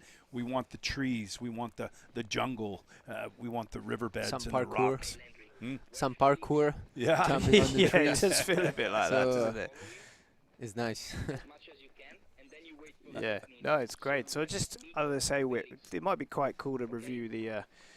I said that see who else has made it onto that run course across our men and women. It'd be quite And nice. our Asia Pac potential champions, Kieran McPherson of New Zealand, now holds a substantial lead over Australia's Ben Allen. He's doing exactly what he said he would do. He would is running well. Run his way into a top position. So I think he's worked his way now into 5th place at last check. Kieran McPherson, our Asia Pac champion from last year, over 4th overall, ran his way into 4th overall last year. Yeah, but he's pulled that gap back on Sebastian Neef by a couple of minutes on that first lap. So he's 2.5, 2:40 back. So it's going to be a big ask to run again into 4th position again like he did last year. But yeah, like I said, Kieran said he would make his competitors suffer in the last 30 minutes of the race. So time to shine, Kieran. So top 3, Felix Fortier, Jens Emil Sloth Nielsen, Denmark, and then it's Arthur Fortier of France. So the brothers, we've got a Danish sandwich, is it, or it's Danish sandwich. and then Max Chanet of France, running very well. Sebastian Carabin, Belgium. Sebastian Neef of Germany, and Kieran McPherson. So Kieran's, correction, not in 5th place, but I believe in 7th or even 8th now, but top for the Asia Pac athletes representing New Zealand. I'm just having a little look at our women's field as well. So we have obviously our leader, Solène Bilwan. Elise Patiez is chasing her in 2nd. Marta Mendito and Annette Grabmüller in 3rd and 4th, having a little good battle there. But we have Anna Zinder of the Swiss athlete is running in 5th place with Jackie Allen just behind her in 6th. So and we've got Karina Wazel, Hannah Lee Young and Louina Earl are still out on that bike course somewhere, but we'll give you an update on them when they make it to the running leg and get their shoes on. Look at that, Karina Wazel, our veteran of Austria. She's never one to factor out, and she's brilliant on the run. Specifically, she's so petite and weighs next to nothing. She can really fly on the run. But for our Asia Pac, for the women, we've got 2, Hannah Lee Young of Australia and then Cherry Cho of Hong Kong. Little bit of a gap, so Hannah Lee Young, if she holds that position after the bike and finishes ahead of Cherry Cho, she'll be our Asia Pac champion. Yeah, but back on screen we've got Felix, who looks like he's getting better on this run. He's absolutely flying down this descent. Like he's in the zone. He's like good you get so that fast. like zone, where you just can't do anything wrong. You just run in. He's ducking under the trees. His foot placement, the trust he has in his ankles and his grip in his shoes to not have any issues is incredible. It's and he's who's that near running? the finish. Yeah, I think you can see downhill. You can see the ocean there. Yeah. He knows that the finish is not far now. There's So we're getting ready. Chun is there, our commentator Whoa. at the finish. Whoa! Oh my God! That's I think the most extra people will action. stop to climb over that. And he just jumped it in one go, like a high jumper. To train something, another kind of training. You have to do some parkour during the winter. Some trampolining, maybe. Yeah, exactly. Well, that will be in the highlight video for sure. Whoa. Yeah, I hope someone got that. So, yeah, he's obviously full of running and he's still well in control. You know, to be able to have the headspace to, right, I'm just going to jump over this tree. Well, he's got the momentum on the downhill. 2.5 hours into a race to just be like, yeah, I'll just do that. Yeah, no problem. Cramp, don't even know it. But imagine if, he didn't clear that. That would have been painful. But I think he may have had enough time to dust himself off and still make it to the finish line. And now he's thinking of the finish. Yeah. Yeah. Now here is quite finished. Yeah. Yeah, big he smile. also smiles. So Yeah, he's he's not one for loads of emotion. You know, he's quite in the press conference, very straight faced. yeah. You know, and I think the only time I've seen that emotion, European Championships last year, when he won in Belgium, second place at the World Championships in Malvino. He's obviously quite happy with that. But I think we're going to see some emotion in about 5 minutes' time. Yeah, very soft spoken at the press conference, but look, another hop over the soft spoken at the press conference, but when it comes to race time, there's nothing soft about it. It's all power, and he knows he has seems that he has the victory now. Little flat section before coming back to Stony Brook. And the finish line here, the 2024 XTERRA World Cup first stop on the tour, moments away from seeing our overall men's champion, XTERRA 2024 Asia Pacific Championship here in Kenting, Taiwan. Look at this. Yeah, back on terra firma. There's not terra firma, back on the tarmac. And yeah, just looking out for the dog on the left-hand side, who I'm sure will be wagging its tail with excitement at this performance. So he's got one more climb up just to get back into Stony Brook. Nothing technical, it's not too bad, but I think he can start to enjoy this. Yeah, last part and then it's finished. And so this is Jens Emil just getting to the bottom. So Jens is still, like I said, he's still going well. Like I said, he doesn't look like he's lost too much time. But you know, how do you run back a guy like Felix, who is as strong as on the bike? So I mean, are you looking at this, Michele, and kind of scratching your head as, you know, what do I do between now and the next race? How do we beat this guy? I don't know. You have time to heal, yes, and get better, and get the arm back. Yeah, and exactly. maybe this is a good time to rest. Yeah, and come back with full energy. Yeah. So here we Lenz now back in the riverbed, so at the bottom of the descent on her first lap. So Jens Emil would have passed her at some point, maybe at the top of the climb. So they've been quite nice little motivator to, you know, see your loved one at the top. It can just give you that little boost that maybe is a little advantage that maybe no one else has in the race. So yes, just minutes away now from Felix crossing the line. But we haven't seen, I said, anything of Arthur Frisier for a little while. So the focus is on our men's leader at this point, who seems absolutely unstoppable and is on his way to become the XTERRA Taiwan XTERRA champion here, the World Cup champ. Yeah, taking an early lead in that XTERRA World Cup. We talked earlier about, you know, if you're at the front, it's easier, you know, and you know everyone is chasing you. And here we are. So this is Frisier, this is his older brother now. So he's back down in the riverbed. So he may be able to see Jens Emil. In which case, this could be quite a fast finish. So yeah, I mean he is flying. Landry, our cameraman, there is a great runner, and he is struggling just to keep up in this short section. With the backpack? With the gear, he's got lots of with heavy camera, equipment. backpack. Yeah, I mean, so I mean, like Arthur looks great too. You know, he's really, really good. And here we go. Our announcer, our commentator, Chun, is there, ready to welcome 2024. Here we go. Our men's champion from France. Had the trouble last year with the puncture. Still placed ninth after pushing the bike. The final stretch comes under the XTERRA arch. The crowd is there. you can hear the voice of Chun. Look at the smiles now. He's super excited to be the high five in the crowd. Yeah. From France, 2024 XTERRA Taiwan champion Felix Forestier. 238 and 36 or change. Yeah. And there you go. There's the smile. Wow. Man, I think that's like That's They ran about 40, 45, I think. for 12K Yeah. off-road. This guy's the real deal. Yeah, I mean, I think I don't want to call it, but you know, you can't say something's perfect, but that's pretty close to being a perfect race. You know, controlled the swim, was where he needed to be, Yeah. rode away on the bike, Well, seemingly in control, All the race alone. and then the whole race alone. Yeah. once he took the lead on the bike, that was it. There was no turning back.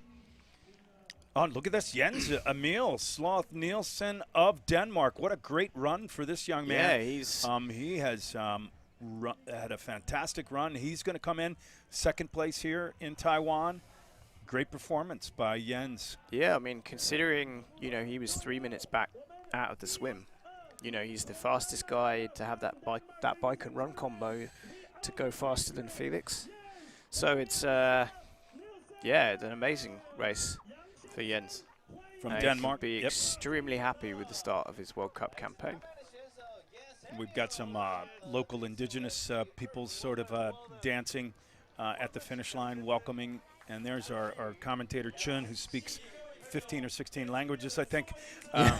You know, Yeah, I can't keep track. interview with anybody. That big smile from Yeah, Jens, we will go down to the finish line for. There's his Taiwanese family at the end. So yeah, we will go down and we will hear finish line interviews at some point, but we'll keep track of the action. It was a day on the hunt, and I executed it as I should. And yeah, not the swim, but I won't complain about it. It was so much fun, and I loved it. Thanks. Not the swim. Did you enjoy the landscape? Yeah. Yeah, we're. I just wish this guy can learn to swim. Michaeli, can you give him some swim lessons? You know, like Yeah. if he teach me something for the bike, we can share. we a can little share. back and Yeah. forth, yeah. Yeah, so this Sol MP1 is coming to the end of her first lap. So yeah, still looking full of running, you know, still carrying the gels, still looking great, you know, like one lap down, 1 lap to go. It's not a done deal yet. Still but 6K, and it's starting to heat up a little bit. The sun is coming out now. And here we go. Here's older brother Arthur Forestier. He's going to take the final podium spot here, the 2024 XTERRA World Cup here in Taiwan. What a great strong run for him as well. The third place, the final podium spot for Arthur Forestier de France. Yeah, Wow. a great first race back after injury for Arthur. So obviously broke his arm in the Czech Republic last year, missed out on the XTERRA World Championships, so maybe shaking a little bit of rust off the old racing machine this weekend, but I think he'll be pretty pleased with the third place finish.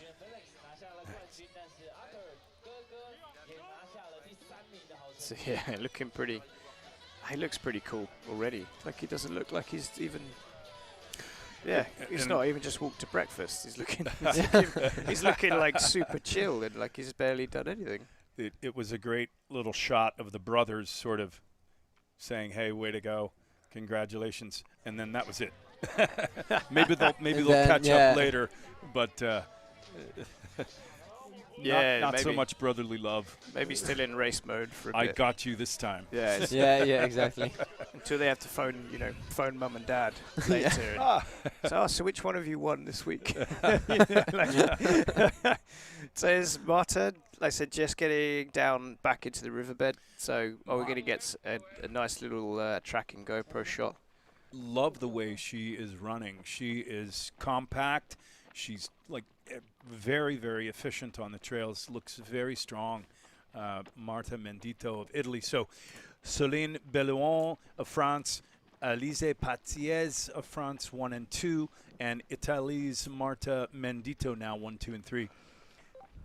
still in those positions there. And then a little ways back, Annette Grabmüller, Czech Republic, and Anna Anna Zander Zander. of Switzerland has come up, and Jackie Allen's in there as well from the UK.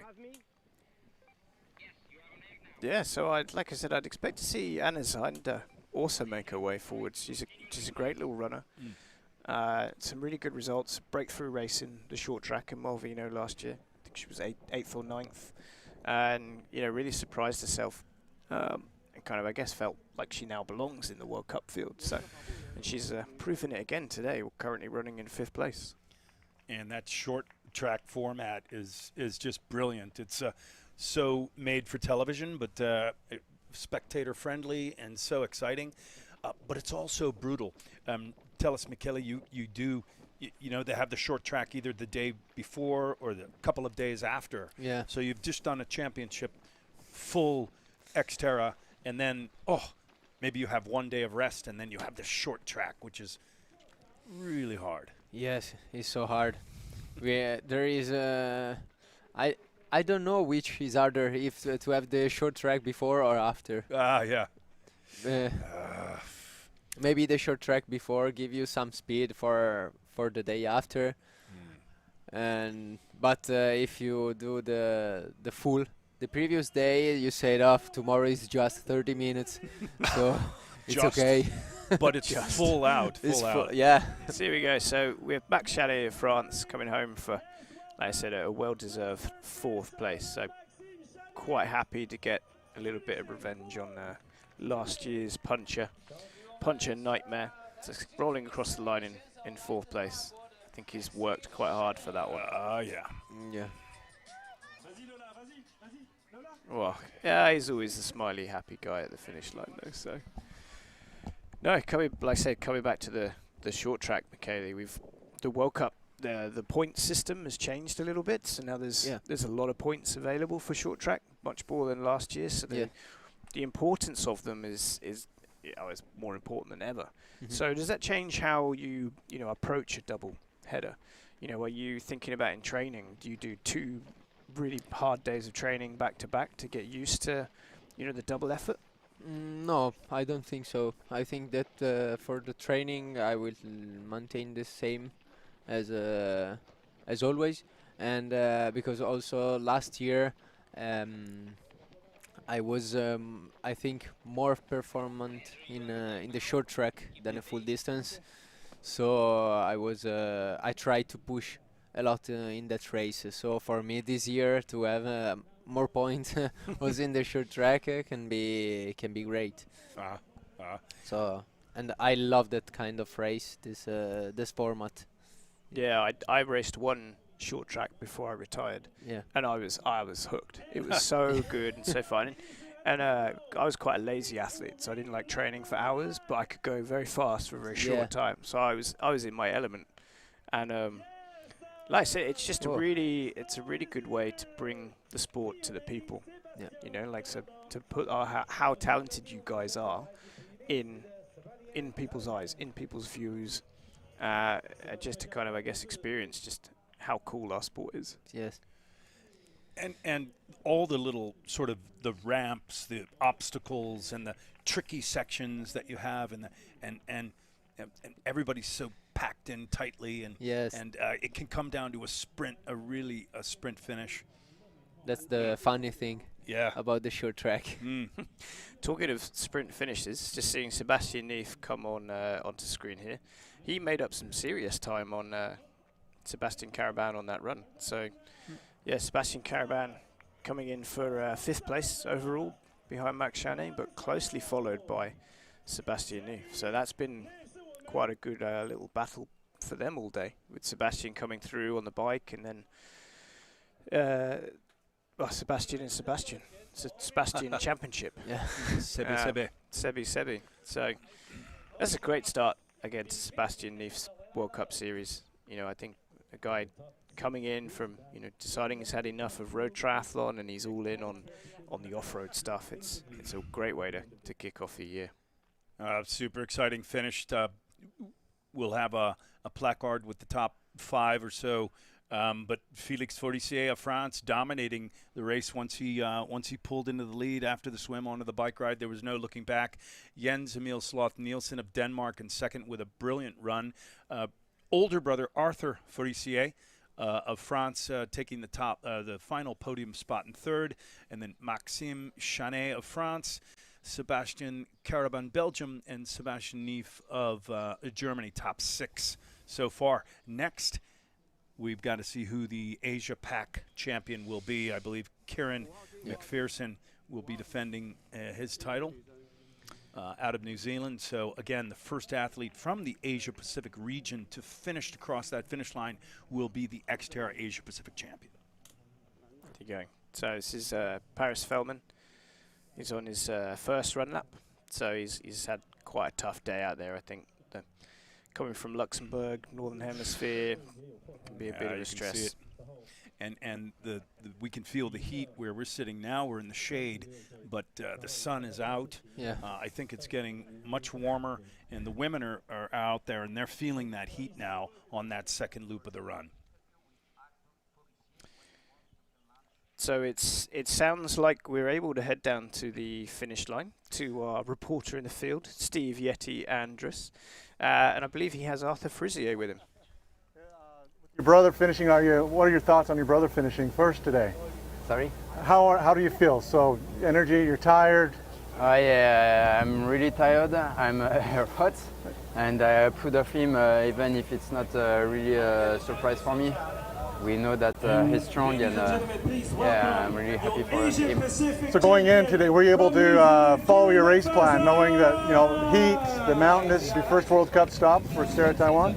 There was not really race plans. The only plan was to adapt about the situation, and that's what I made. I tried to push hard at the beginning, and I think I had a good pace all along the race, and it was a tough race, and maybe I forgot to drink a little bit more on the bike, and I finished with one bottle empty, so maybe I should drink a little bit more. But that was okay on the run. I was not feeling so strong, but I has no problem, no cramp, no. So I'm quite happy with the race. Overall, what do you think of Taiwan and XTERRA Taiwan? That's such a tough race. Yeah, that's really technical, highly mountain bike, and the run is so hard, and the weather conditions are so hard too. Now in your native language, tell what you just said. Eh ben, ça a été une course éprouvante. Dès le départ, ça s'est plutôt bien passé pour moi en natation. Après, Félix a mis un gros tempo sur le vélo, et on s'est vite retrouvé avec des petits groupes isolés, donc chacun a fait un peu son effort. Puis sur la fin de parcours, on s'est fait rattraper, on a pu rouler un peu à plusieurs. Et voilà, je pense que j'aurais dû boire un peu plus sur le vélo, et en course à pied, je pense pas avoir été incroyable, même si j'ai pas de regrets particuliers, j'ai pas eu de problème, pas de crampes, rien du tout. Wonderful, congratulations. Thank you. Yes.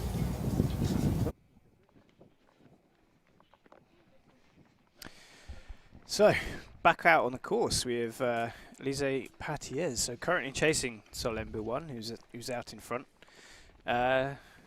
So Lise is your teammate, Michele. Yes. How do you think she's getting on at the moment? You obviously train with her an awful lot, kind of to understand her body language. There's another one of your teammates. So, talk about what you saw with Elise. Yes, we can't train together too much because we live distant, and we didn't do some training camp together yet. But for sure now that she can be a little tired. is the second lap. I think we'll allow her that. Yeah. So. Okay, so we could also head back down to the finish line with Steve for Jens Mill. Stand by. Yeah, and congratulations on your second place today.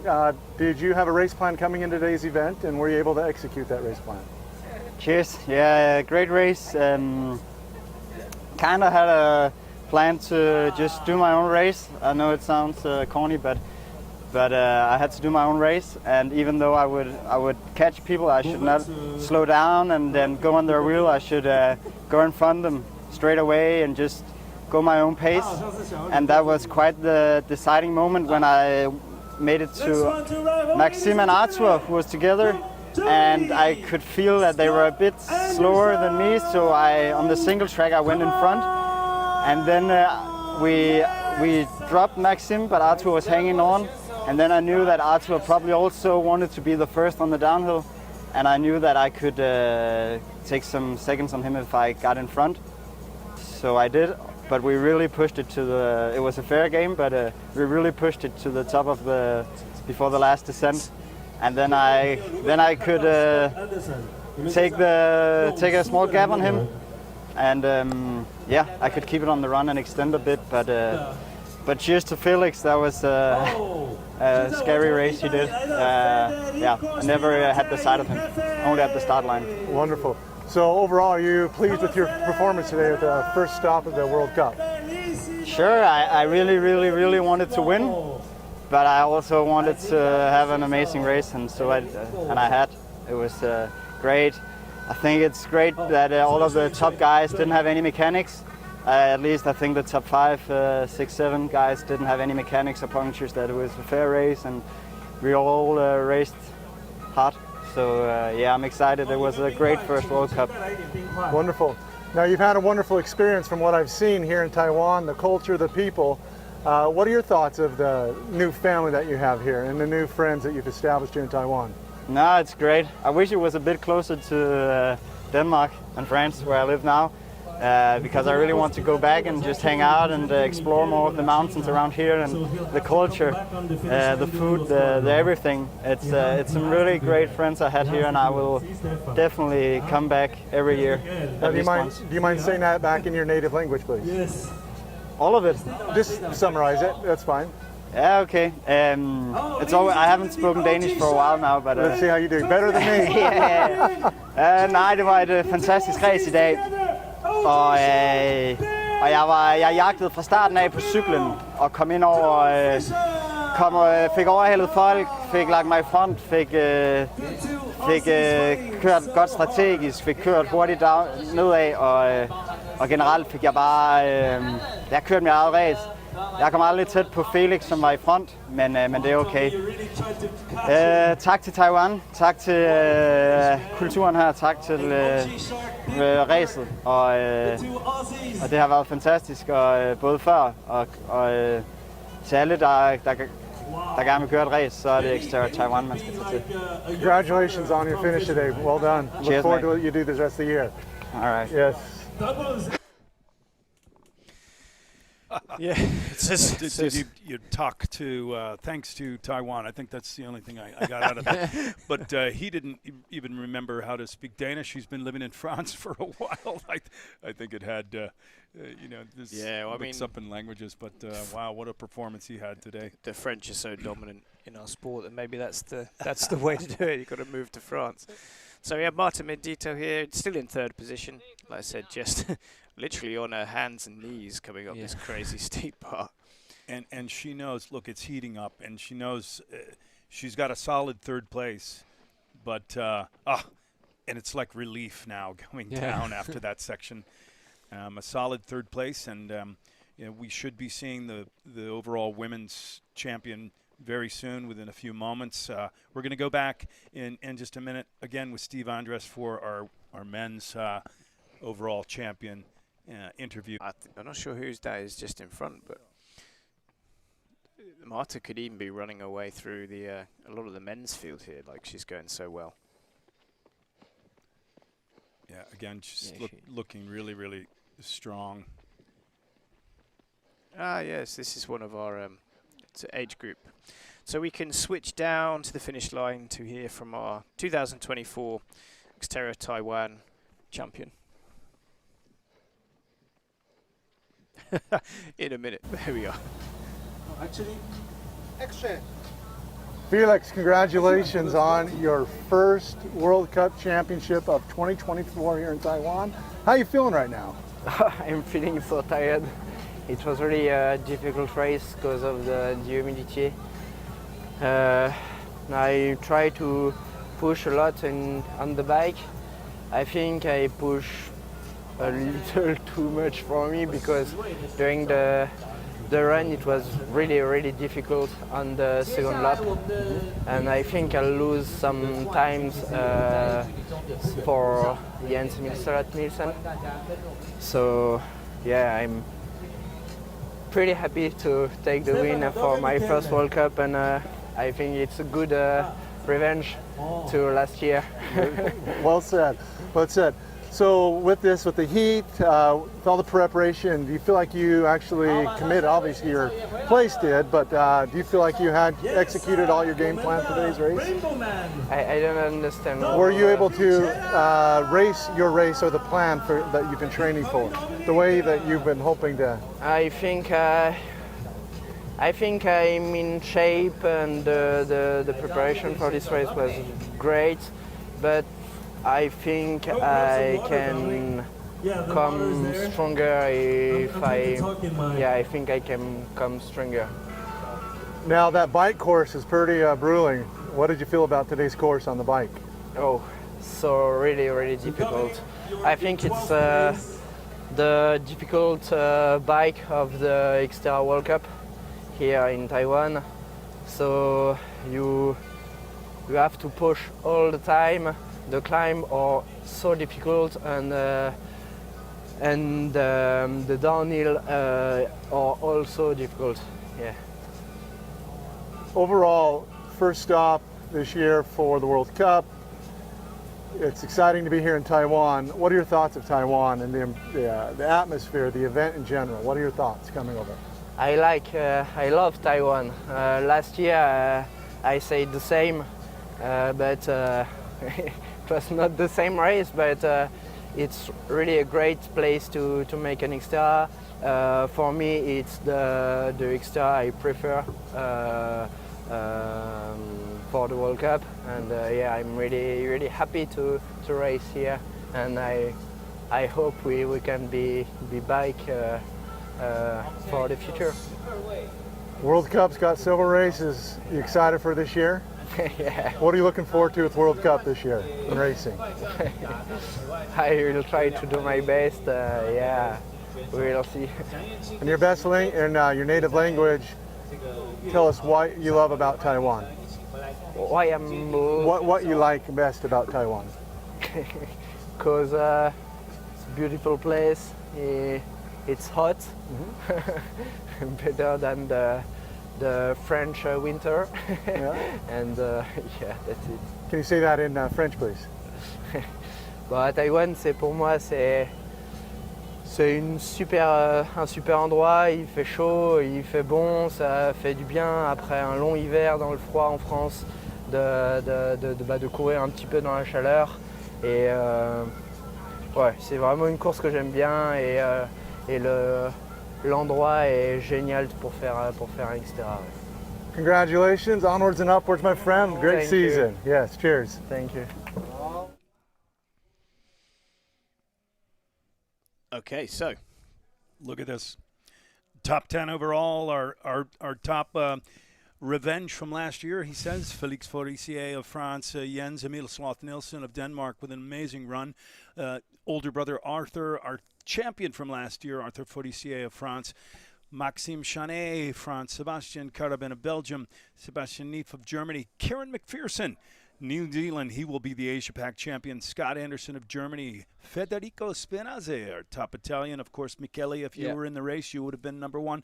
And Ben Allen of Australia rounding out the top 10. So well done to Kieran McPherson. Again, 2 years in a row, the Asia-Pacific champion, being that he is representing New Zealand. yeah, a really solid top 10 for the opening round of the World Cup. You know, I think that we saw a dominant, almost perfect performance from Felix, and he said in his interview he thinks there's still more to come. He can be stronger, I can see Michele looking to change sport. We will see. I have 1 more month to train and to fix to the train arm. my legs, so we will see. Maybe I'll become stronger too. Yeah, so it was quite the same. So yeah, Martin Bendito, like just making that transition from that crazy steep section of the run, and then heading over to the back into a run stride. It's very difficult. You don't get it in regular triathlon. That transition, knowing where to walk to save your energy, knowing where you can start running and start pushing. Yes.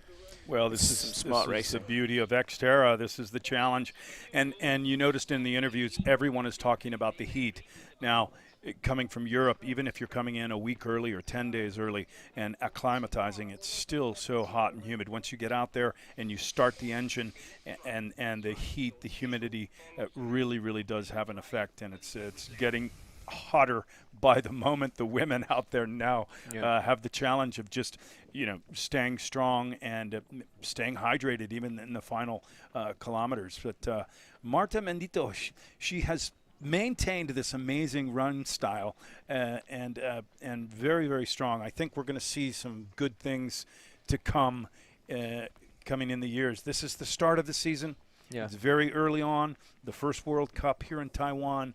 And also in the interviews, everyone says they love Taiwan. They want to come back. So big shout out to Taiwan for hosting the first World Cup of the 2024 season, XTERRA Taiwan, and the Asia Pacific Championships.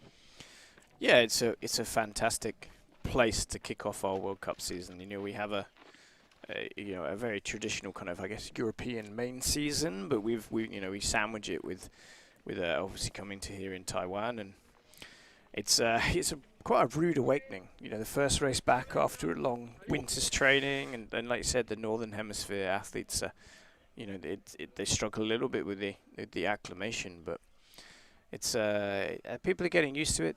They're changing, so we have some scores on the doors, some points. So Felix Frissier takes the early lead in the XTERRA World Cup with a full complement of 100 points.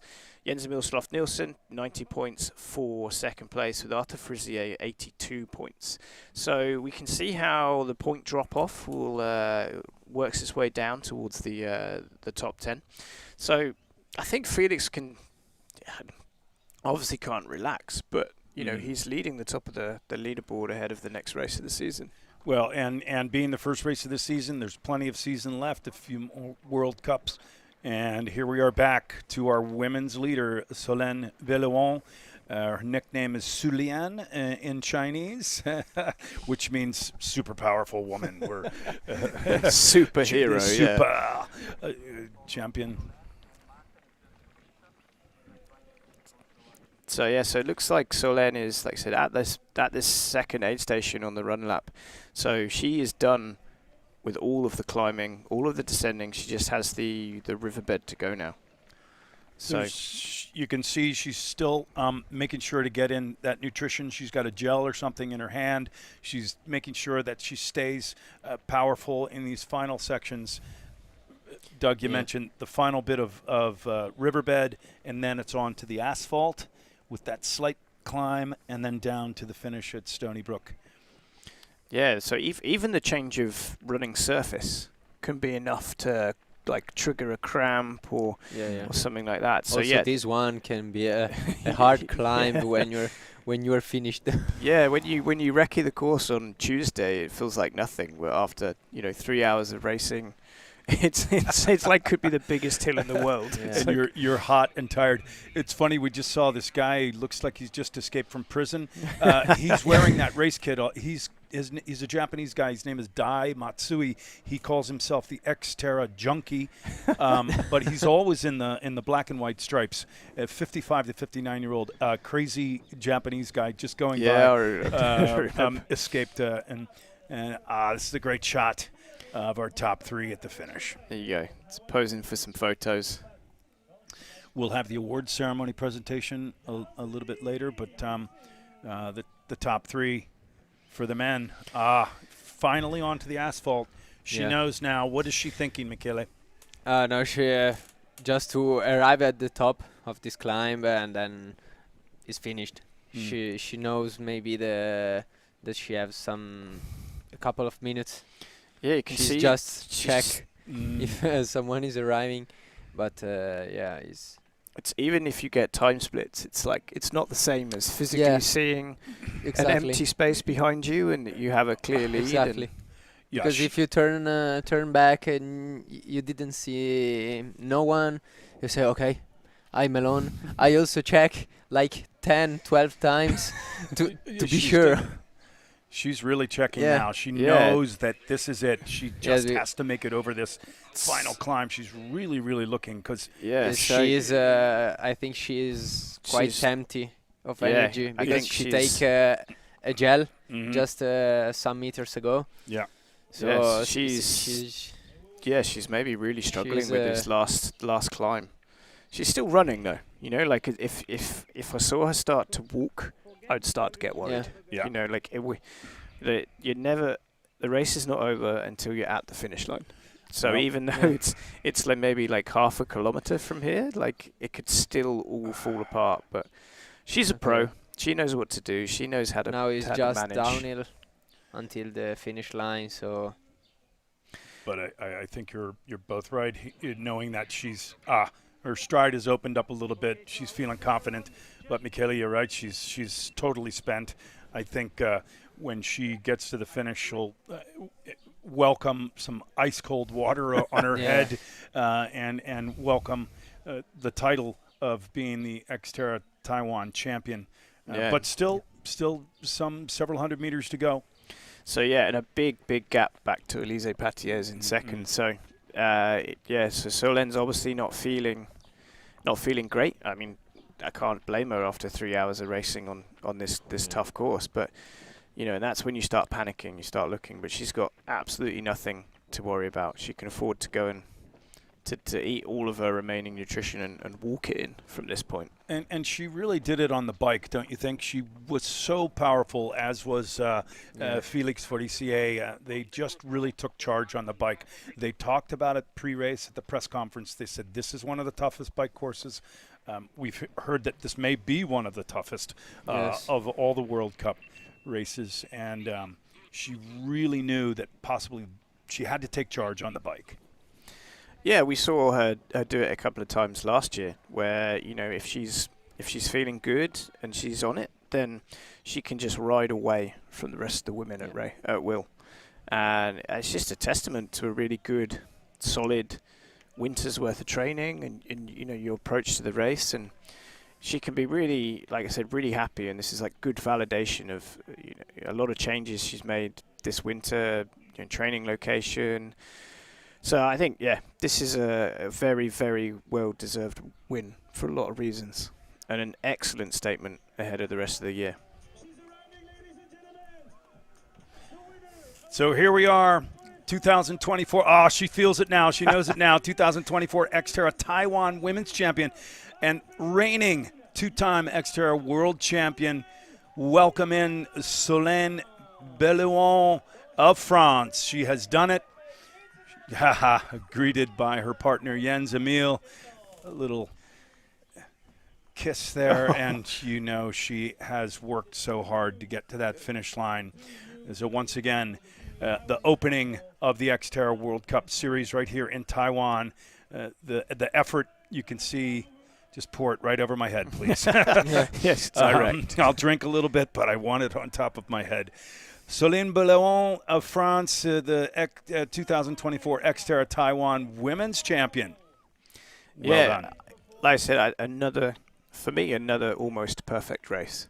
You know, like we saw it with Felix and again with Solène. Like it's quite hard to find fault anywhere. And you know, you're not sure what she could have done better there. It was a perfect execution from start to finish. Put herself in a position where she could do what she does best on the bike, and then, like I said, hold it all together, race really smart, and get absolutely everything out of her body right before the finish line. and you can see the absolute exhaustion as she really has put out everything. But she is world champion 2 times now, 2022 and 23 in Italy. She's doing it again at the opening of the season here in Taiwan. So absolutely brilliant race by Solène Belloon of France, and I'm not pronouncing that correctly, although we're saying it so many times. And she was so well-spoken yesterday at the press conference. It didn't seem like there was any pressure. She just said, I'm happy to be back in Taiwan. She has the family in Taiwan that she's staying with now. So there's the comfort of knowing that you're well cared for. So she has the doesn't. mindset. This is it. Yeah. You don't have to worry about much, and she has the mindset. That's exactly it, Michele. And now we're looking at Elise Patiez, currently still in second place. Yeah, and a great result for Elise, who, she came out and said, I've already won the World Cup. I can't do better than first. It's so she's like maybe shifting her focus to focus on the championship races this year. The one race, Europeans and a World Championship title, which she still doesn't have. So for someone who said they weren't concentrating on the World Cup, I think it's a pretty good start. And it was reverse order last year. It was Elise Patiez in first position here in Taiwan last year, with Solène Belloun placing second. So the French will dominate again this year in the women's race. The final few meters under the XTERRA bridge there. And now second place overall at the opening World Cup 2024 XTERRA World Cup, Taiwan, from France, Elise Patiez. Yeah, there we go. Just a nice bit of respect to the race. She crossed the finisher's line as well. So, yeah, I think she'll be pretty pleased. Hard to see. Again, she hasn't done anything wrong today. I think she's her fitness is targeting later races in the year, and I think that's a crazy good start for her World Cup campaign. And Michele, as we've said, this is the opening of the first race of the season, so it's a time to test the fitness. If you haven't done another race earlier in the season, it's a time to test it and compare yourselves to one another. Well done, well-deserved second place for Elise Patiez of France. She's take looking ice, good. So It's quite hot out there. So we're sat in the shade in our commentary booth, but imagine the sun is only increasing to the feel of how hot it is down there. So Marta Mendito making her way up that final asphalt climb. Still up on her toes, still full of running, still pumping those arms. Again, I think another fantastic race from the young Italian. And I think, Michele, you probably know better than us, but I think she'll be over the moon with third place here. Yeah. Your teammate, how do you think of her performance today? Oh, no, I think she did a good performance. She did her pace on the bike, and we can see the start of the run. She starts running good, so that means that she did the right pace on the bike and have enough legs for run in a good shape. And I think that for now is about the 3 girls. She's running the best in the best shape. So I'm curious to see her run split. I'm thinking the same thing. Me too. I don't know the time, but for the movement are more fluently. Yeah, you say visually she looks like she's moving much better than Elise or Solène were at this point in the run. So, like I said, it's great, and I'd be very surprised if she doesn't have the fastest run split. It's just a shame that she wasn't a little bit further up on the bike to make use of it. Well, look, she was 7th place overall last year here at this event. So, again, she had her studies. She finished her studies in geology. We saw her working through the rock garden. Yeah, easy. Maybe checking out the Came rocks. in handy. Yeah. Too fast to even have a look. But what a powerhouse. Just, going to take the 3rd spot right now. She's going to be proud Italian. The 2 French women, so France, and Italy. Yeah, I'm coming in now. I'm just waiting for the big smile on that finish line. You know, it's going to be an absolute beamer. She is known for that smile. So yeah, last few meters for Marta Mendito until she hits that finishing straight. So through the XTERRA arch bridge. High five from the coach at the sidelines. And there we go. Third place finish for Marta Mendito. Yeah, getting excited. There's the smile. Yeah. Italy's Marta Mendito, third place overall, 2024 XTERRA World Cup here in Taiwan. Rounding out the podium spot, Marta Mendito of Italy. What an amazing race. Look at her. Grande Marta. Grande Marta. Yes, it's bravo. Grande Marta. Bellissimo. Yeah. Look at this smile. She's wanting to greet the other athletes there. She stands about half a meter taller. I think she's just propping Elise up at this point. I think she's just holding her up. The teammates together. So what an incredible final podium spot for Marta Mendito of Italy. Michele, bravo to you. Congratulations for Marta. Yeah. Fantastic. Your teammate, and you must be proud, feeling good. Yeah, yes, for sure. Yeah, you going to party tonight? For sure. Oh, yeah, maybe. So, Annetta Grabmuller, like I said, just getting to the bottom of that descent, so she has around about 5 minutes of running left till she brings it home in fourth place. But we did wonder, Michele, if you might do the trail run. You know, you don't need your arm. Yes, but just be careful. I don't know. Maybe I go to eat something. I'm just gonna go get some ice cream yes, instead. I take 5 days of off season, and then when I come back Italy, I think I hope that I can come back to training. So. Well, it's been wonderful to have you come and commentate with us. We appreciate all your insight. Unfortunate that you have the injury. I think in a moment we're going to go back to the finish once the women have recovered a little bit. We'll go back to Steve Andres for interviews. But we'll hear some thoughts from the athletes. But Michele, so wonderful to have you with us today and bringing on your professional opinions and commentary. So, Michele Bonacina. Thank you so much. Yeah, as much as we've enjoyed it, we'd much rather you were out there racing against the guys. So, but when you're done racing, please okay, it's okay. in the future, come and join us. No problem, booth. It's okay. So, we've had a very fun time with Michele here. Michele Bonacina of Italy, and so great if you can stay for a few more minutes and maybe give us a little more feedback on the overall race, or if you want to run down and congratulate Marta and your teammates. I will see her later. So. Okay. I can stay here in the shadows. It's good. Yeah, there's water and snacks here. It's fine. Yeah. Snacks. I've got a big bag of snacks down here, working my way through. Some chocolate swirl bread. That's what's been going on over there. Well, this is a great drone shot here of our finish line festival area. Lots going on again throughout the weekend. The trail runs, we've mentioned the trail runs.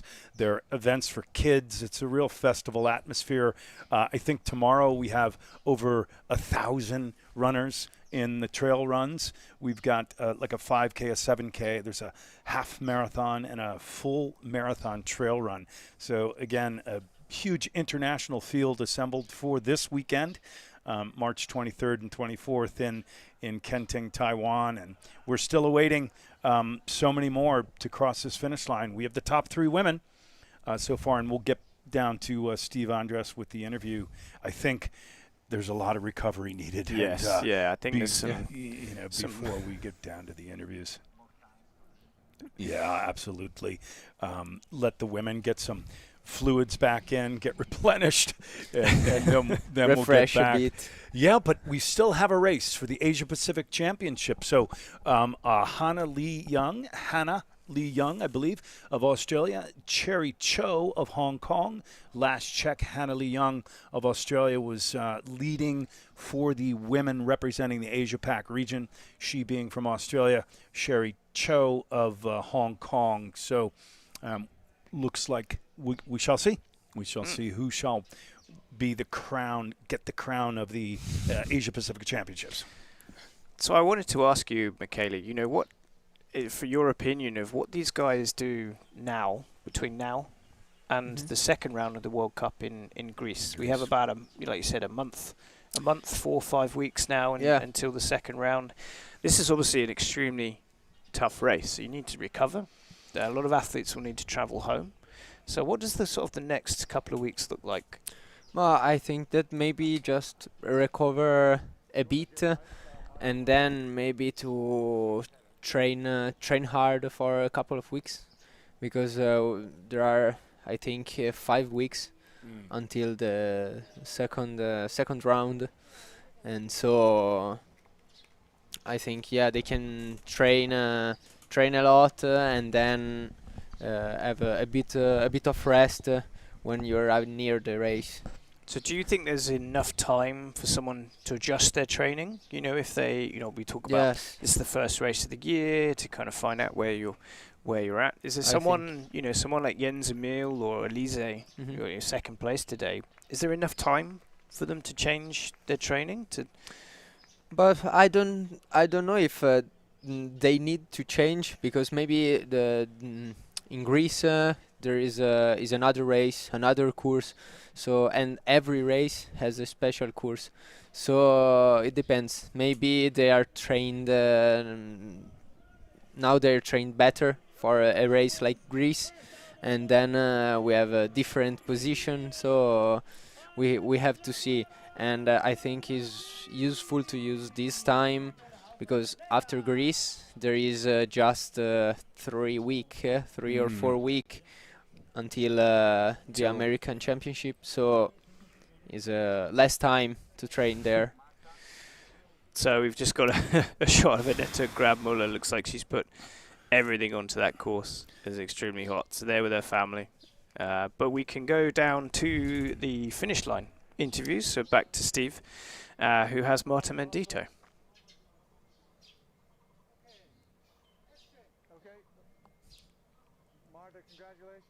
Today's race, how are you, or how do you feel about today's podium spot? I'm really happy actually for my race today, because I have not good memories from last year, and this year was a little pretty different.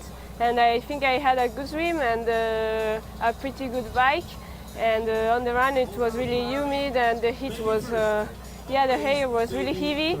But yeah, it was really a hard course anyway. Wonderful. With this being the first stop of the World Cup, you excited for the future, and how are you preparing for the next race? Yeah, this is just the first one of the World Cup, and I'm really excited to see the other races, because I know that this course is not really for me, for my characteristics. So I think that I can do maybe better in the other one. So I'm really happy to have started with a 3rd place, and we will see for the others. Well, we're over here in Taiwan. What are your thoughts of Taiwan and this venue and the people of Taiwan? I really like Asia in general, and Taiwan is really nice. Maybe a little bit hotter for me, but yeah, I really like the Asian culture and the Asian food. So I come here really happy anytime. Were you surprised on today's podium spot? Or a bit. Yeah, were you happy? Yeah, really happy. Yeah, I'm surprised, but I worked this winter for this, so I'm happy to be here. Well, congratulations on your 3rd place finish. Well done. Thank you. We'll see you on the circuit. Thank you. Cheers. Well, Michele, she speaks English very well. You two study at the same school? No, I think that no. maybe she speaks better than me. You both are brilliant, fantastic. She's very well spoken, and of course, there's that Marta smile. That exactly. The beautiful smile.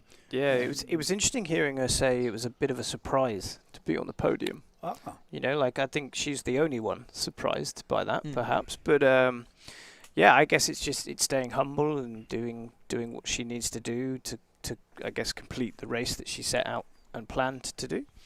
So yeah, I think it's quite nice. I'm quite excited to see how Marta builds into the rest of the World Cup season.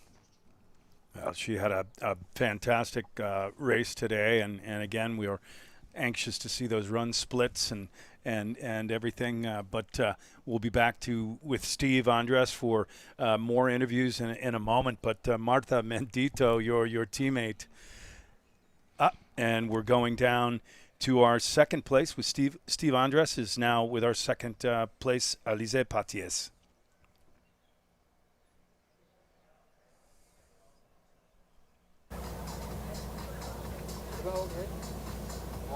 Action.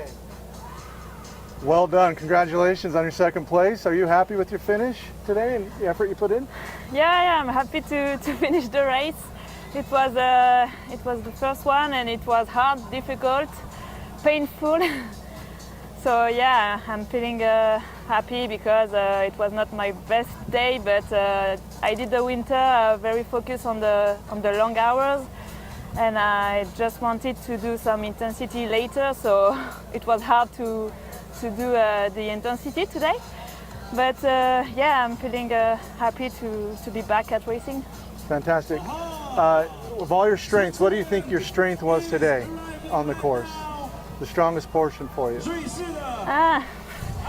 I don't know, because during February it was a bit difficult for the running. I had some trouble with my foot, but I did a great winter, so I didn't know if I was in shape or not, but I think I was consistent during the swim, bike and run, but I don't know if I had a strength or not. Fantastic, great answer. Obviously you're having fun, I see a beautiful smile, you enjoy this racing. What are your favorite things about this race in general, and perhaps Taiwan as well? I love the race, this is amazing, I love the bike, it's just awesome, and I like when it's technical. And it was very technical, so I was so happy during the bike, but it was so hard with the humidity and the hot weather. So it's like I like it, but sometimes no. Yep. We've got a wonderful, long, great season ahead of us for the World Cup. I'm excited to see what you're going to be doing and be able to put out there. Congratulations, and job well done today. Thank you. Thank you. Yep. So I was just checking out the run splits for our female race, and it was actually Solène Bilbon put down. So despite that little wobble towards the end, going up that asphalt run, so she obviously did enough damage at the beginning. But yeah, it's funny how Marta looked full of running. I mean, it's very tight. There's less than 30 seconds between all the three women, which on a course like this is 30 seconds over an hour of running. It's so close, and for our top three athletes. Well, this is how Solène is a two-time XTERRA world champion, and maybe this is, of course, she's all around in the swim, the bike, and the run. So, well, no surprises at all. I think Marta, as you mentioned, we look forward to seeing the rest of the season. She's herself surprised to be third place overall, yet what a powerful performance. Yeah, and the same with Elise. If she's has done no intensity in her training and can still race at that level and still push, and after a foot injury, and it's again it'd be exciting as she builds up towards the European Championships and the World Championships. Her performance is only going to improve as well. So I think we have an extremely exciting Women's World Cup to look forward to, for sure. Very exciting season ahead of us. And Alizé Patiès was our champion here last year. So they've just changed positions. And I think we'll hear from Solène Bilbon in just a moment, going to the interview. And let's go down back to Steve Andres with our women's champion. Back now. What a pace. Action. Yeah. Solène, congratulations on your first 2024 World Cup Tour stop and a great finish today. Tell us about your race. Tell us the strategies you've had. I knew I had a good level already, but I was feeling very strong in January, and then the timing was not really good in February. I got injured and had a long 2-week sickness. So you have the stress coming before the first big event of the year. So I was a bit like in between, being like I'm confident, but still there is some stuff to improve. Easy swim.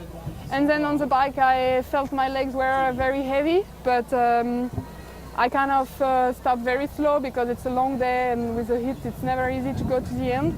And then I decided to go because I know that these steep climbs are also my strength. Yeah. Awesome. And then just have to run to the finish line. Now, if you were to say it was an enjoyable day, what was your favorite part of today's race? Staying on the bike, the whole steep climb. Yes, saw a couple times. That's the reference of your achievement. cross experience, getting off the bike, getting on the bike today. I saw that. Well done. XTERRA is start of our World Cup this year. You're looking forward to a strong 2024 season? Yeah, sure. Like I never wore the Gold Cup last year, so I'm very happy to be the leader now. To be the world champion and the leader, it's two nice things in a row. So yeah, sure, it's gonna be very dense. So it's also gonna be a lot about resting. I think most of the training is done now, so it's a lot about being smart and not doing too much. Fantastic, great answer. Now, Taiwan in general, you guys have obviously made a lot of friends here. What are your impressions and what do you think about Taiwan and the people in general? I'm very surprised, like I've lived with a Taiwanese family here, and it has been such an amazing experience just being part of these families. We have lived a proper local life here, and I just come to Taiwan. It's a very nice country, and people are super welcoming. Now, do you mind saying that in French? Oh, everything. No, just summarize. Just capture what your main essence. Je suis super heureuse de commencer la saison comme ça. C'est un gros boost de confiance. Je savais que j'avais un bon niveau, mais tout n'était pas forcément réuni pour avoir la confiance totale. Et voilà, de prouver que je peux gagner sur un circuit aussi dur. Et puis de porter ce dossard de leader pour la prochaine course, ça va me donner encore plus de boost. Wonderful. Congratulations. I look forward to see what you can do this year. Congrats. Thank you. Well See you done, soon. Celine. Thanks. Cheers. Wow. What great interviews there. And it's always nice to have them talk about the host country here being in Taiwan, and everyone has such wonderful things to say about the culture and the hospitality, and of course Solène now has this Taiwan family. They're probably sending holiday cards every year. They're on the Christmas list. Yeah, they're all friends for life. Maybe they will go to France and spend some time visiting from Taiwan, and friends forever. And this is XTERRA. We are all family, and so that's really great. And what a great interview. Yeah, I love our finish line. I'm obviously very biased, but our XTERRA finish line interviews are the best. Yeah. It's everyone knows you've had a good race. You just won. You definitely had a good race. So it's really nice to kind of hear their experiences and what they felt on the course, and then how they've interacted with the local community and they've engaged with the local people. And I think we always want to race well, but we always need to have a good experience as well. So it's really nice to hear that, like I said, they've become adopted by a Taiwanese family, and they're now part of the furniture here in Kending. Well, and it's you have a homestay, a family to stay with. You don't have to worry about anything, hotels or any of that stuff. But great. Everybody's much positive things about Taiwan, and everyone mentions the heat and humidity. But Michele, we're talking about Greece, the next stop. This is also going to be very hot.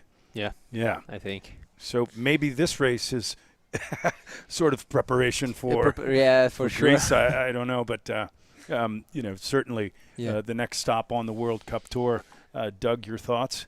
Yeah, I think it's going to play a little bit different. Greece is it's obviously they're all hard courses, but it's a very, very fast course. So it's in an urban area of Athens, a suburb down by the beach. So the course is a mixture of tarmac and here we are. They got the dates. So Greece on April 27th, but it's a very fast and furious race. I think we'll see a lot more athletes as well. Sure. It's not so far to travel for our big European contingent of athletes. So I expect to see a totally different race, and I wouldn't be surprised if we see a totally different podium. Absolutely. Yeah. So starting here today, our World Cup stop, and Doug, walk us through where we're going. Greece next. We're talking about that. So heading over towards Greece next. Pelham, Alabama for the North American Championships in May. Beautiful place. We'll have short track and full distance racing there, so the athletes will have to go double bubble. The Citadel of Namur plays host to round or stop 4 of the XTERRA World Cup in June. Another fast, furious race. Michele can tell us all about that one. It's full gas. Yeah. Right from, even the swim feels uphill, right? Yeah. Because you swim against the current. Yes. And then over to Quebec. So Quebec's, like Greece, another new addition to the XTERRA World Cup. The mountain biking in Quebec is absolutely insane. It's some of the best trail network in the entire world, and with a lot of the full distance and the short track is on some of the most technical trails that we're going to find on the stop. So July we'll see another double header over in towards North America again.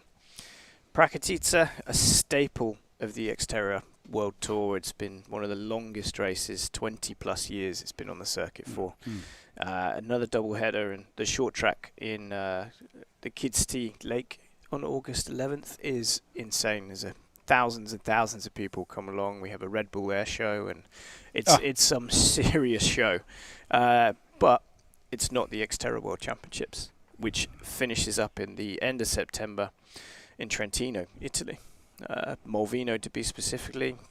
Yeah, we're in Michele's backyard, and it's just going to be a crazy good season. I can't wait to see how it plays out. Well, you could see that schedule. Obviously, the elite athletes, you're going to pick the specific races that play to your strengths. You're going to want to get those World Cup points. And what is your plan otherwise, other than being injured and healing? But of course, we wish you the best. What is your plan after this here in Taiwan?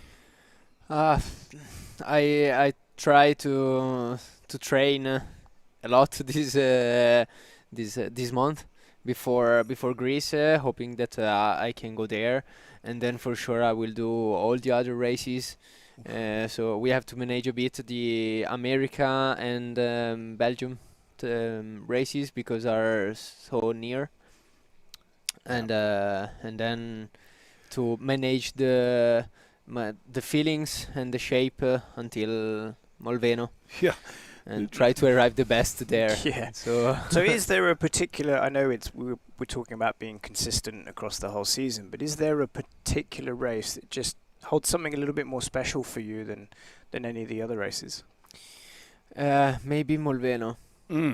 Because I saw last year that I did a great race, and the things that I have to take revenge is the run course, and so I'd like to arrive prepared there, and to do a great race. Is we don't know if it's the last time that World Championship is in Italy, so.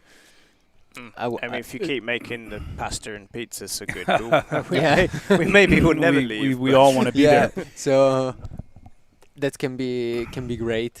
So we'll see. And of course, that's in Italy, so you're partial to that. Here we have the top 7 so far. The opening, the World Cup here, opener XTERRA. Céline Bellion of France, Alice Patier of France, Marta Mendito, Italy, Aneta Grabmuller having a great, strong run from the Czech Republic. Anna Zander of Switzerland. Jackie Allen of Great Britain. And Karina Vassel of Austria, the veteran. And the two veterans, Jackie Allen and Karina Vassel. And we have yet to see who will be the Asia-Pacific champion, as we could see by the leaderboard there, the top 7, I believe it was. Yeah, so checking the splits, it looks like Hannah Lee Young has passed that second split point on the run. So she's now on her way back down towards the riverbed, so we shouldn't have to wait too long. It looks like she's got quite a comfortable lead over Hong Kong's Cherry Chu. So it looks like maybe that title is settled, but like we said, it's not over until it's over. It's not over until it's over. We know for the men, for the second year in a row, New Zealand's Kieran McPherson took that XTERRA Asia Pacific title this year once again. Had a great run, ran his way back up into a great spot. So we're just awaiting to crown our XTERRA Asia Pacific women's champion, and we do believe it will be Hannah Lee Young of Australia, Cherry Chu of Hong Kong having a great race. No women from Taiwan in the elite field, but we did have a couple of men, and we want to shout out to Yuan Keng Su of Taiwan and Cliff Yencheng Chang of Taiwan. Going on to the award ceremony, Doug, how's it work? So what they do is they get the most expensive bottle of champagne and Kending and spray it in each other's faces. So let's say we just have obviously Arthur Frisier in third position, Jens Emil Sloth Nielsen in second, and our 2024 XTERRA Taiwan Asia Pacific champion and winner of the first round of the World Cup, Felix Farissier. I think he knows how to handle a bottle of champagne. Yeah, being from France. Yeah. Yeah. These guys are experts at this. These three certainly have some experience in spraying champagne at each other. Well, there you go, the top 3. You can see the splits between them. Felix Farissier of France on the top. Jens Emil Sloth Nielsen, a great performance. And then brother Arthur, who won here last year. So it really is a Danish sandwich, or is it a French sandwich? Well, all right, we've got the Frossier brothers and Jens Emil Sloth Nielsen of Denmark in second place. So congratulations to these top 3 men here at the opening here in the season, the XTERRA 2024 XTERRA World Cup in Taiwan. Yeah, I think Felix lost that podium champagne spray, and I think most of it ended up in his eyes. But so hopefully he can see in enough time to recover and put his legs up and go again in Greece in a few weeks' time. Well, you make it to the top podium spot. I think one of the most difficult things is that podium is quite high up off the ground. Yeah. So you've got to climb up onto the podium. And all right, never mind. Here we go with the women. And we'll have the same sort of experience here. And there you go. So third place from Italy, Marta Mendito. She surprised herself today with that rope, but surprised nobody else. In second position, Elise Patiez from France. Like I said, the first time that she will not lead the XTERRA World Cup in her career. But in first position, Solène Bilwan from France, taking slow off the mark with the champagne. They've got it. Has the final word. I'm not sure if that's refreshing or it's just going to be awfully sticky. Yeah, it's just going to be warm. But like she said in her interview, the two-time XTERRA world champion and current leader of the XTERRA World Cup has quite a nice ring to it. And you can see the time split differences, just about 3 minutes deficit between first and second, and then second and third. So yeah, tough day out in the Taiwanese heat. Always got to have the last say on the podium champagne. And of course, we'll see them all again this evening. We do XTERRA Awards presentation. We'll recognize also our age group athletes. We've concentrated, of course, on this, and here we go. Again, for the men, overall, they're the top 10.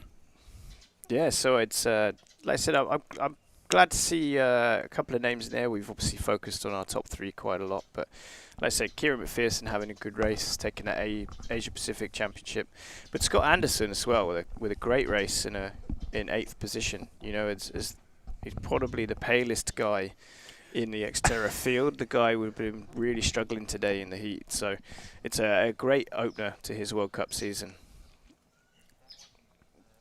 So we're going to go down and have a little look at the World Cup rankings. So I think there was a slight thing. So unfortunately, Tom Fisher is bumped down into 11th position, whilst Ben Allen now occupies that. It seems weird to be saying Ben Allen in 10th position after he'd toured around the world and won so many XTERRAs, but it's just great to see him back and supporting this World Cup field. How do you think Federico got on today, Michele? I saw him at the start, was pretty good, and then I think that during the bike course he pushed a bit in the first part, and then maybe doesn't have enough energy for push hard on the second one. Yeah, because is a strange course. You have to manage a lot the energy, the first part, to use in the second one. So yes, Felix Furcier was we'll look at our female full distance finish time. So obviously Solène Bilwan, 3 hours 10 minutes and 1 second.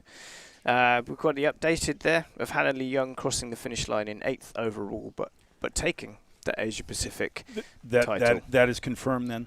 There we go. Cool. So so I think a fantastic race by Hannah Lee Young, her first race at this sort of level against these sort of level of competitors. So it's good to know where she kind of stands against the best athletes in the world, but she still gets to take home a decent trophy. Yeah, there you go. Here are the points. We'll get back to that a little bit later. But Hannah Lee Young of Australia, it is confirmed. She is the 2024 XTERRA Asia Pacific champion for the women.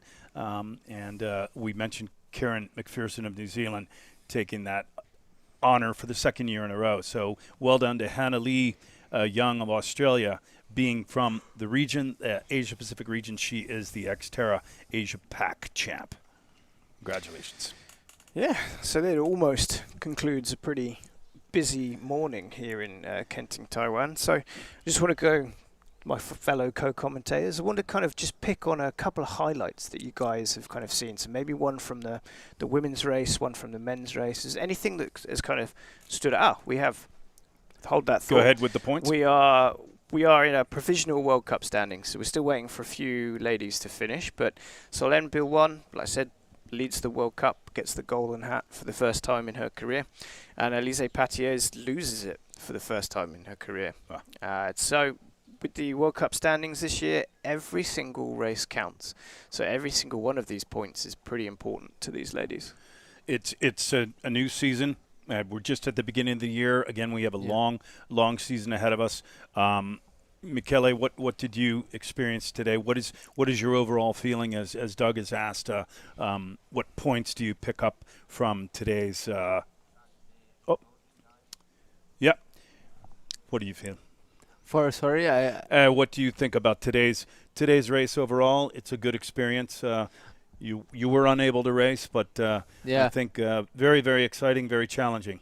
Yes, for sure. I saw that was an amazing race with strong guys, and every guy did the race by himself. So we will see. I'd like to stay with the others and battle with them, but it's for the next time. And Whit, what about for you? I think it was exciting from the get-go.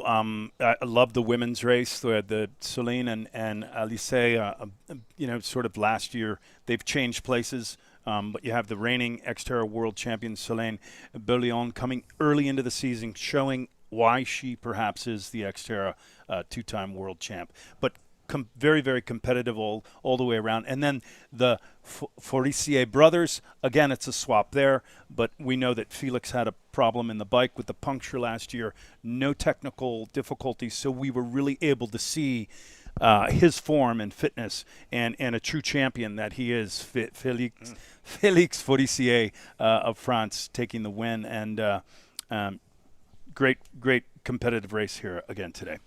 Yeah, I think for me, again, it was just to see the level of racing go up even more.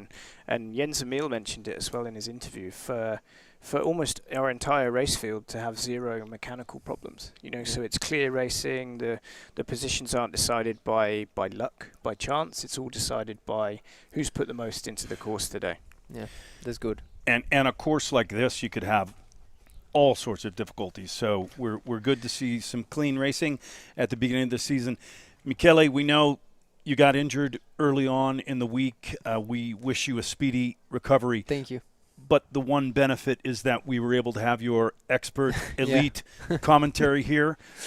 So we really appreciate you being here. We look forward to seeing you at the other XTERRA World Cup races very soon. So thank you for your expertise. Thanks commentary. Michele Bonacina of Italy. Doug, it's been my pleasure to be here for the opening World Cup season.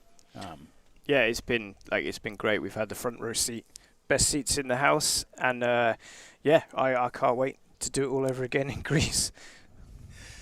Thanks very much for joining us on this live stream. I'm Whit Raymond with Michele Bonacina of Italy and Doug Hall. I love your commentary. Here we go with some highlights of today's actions.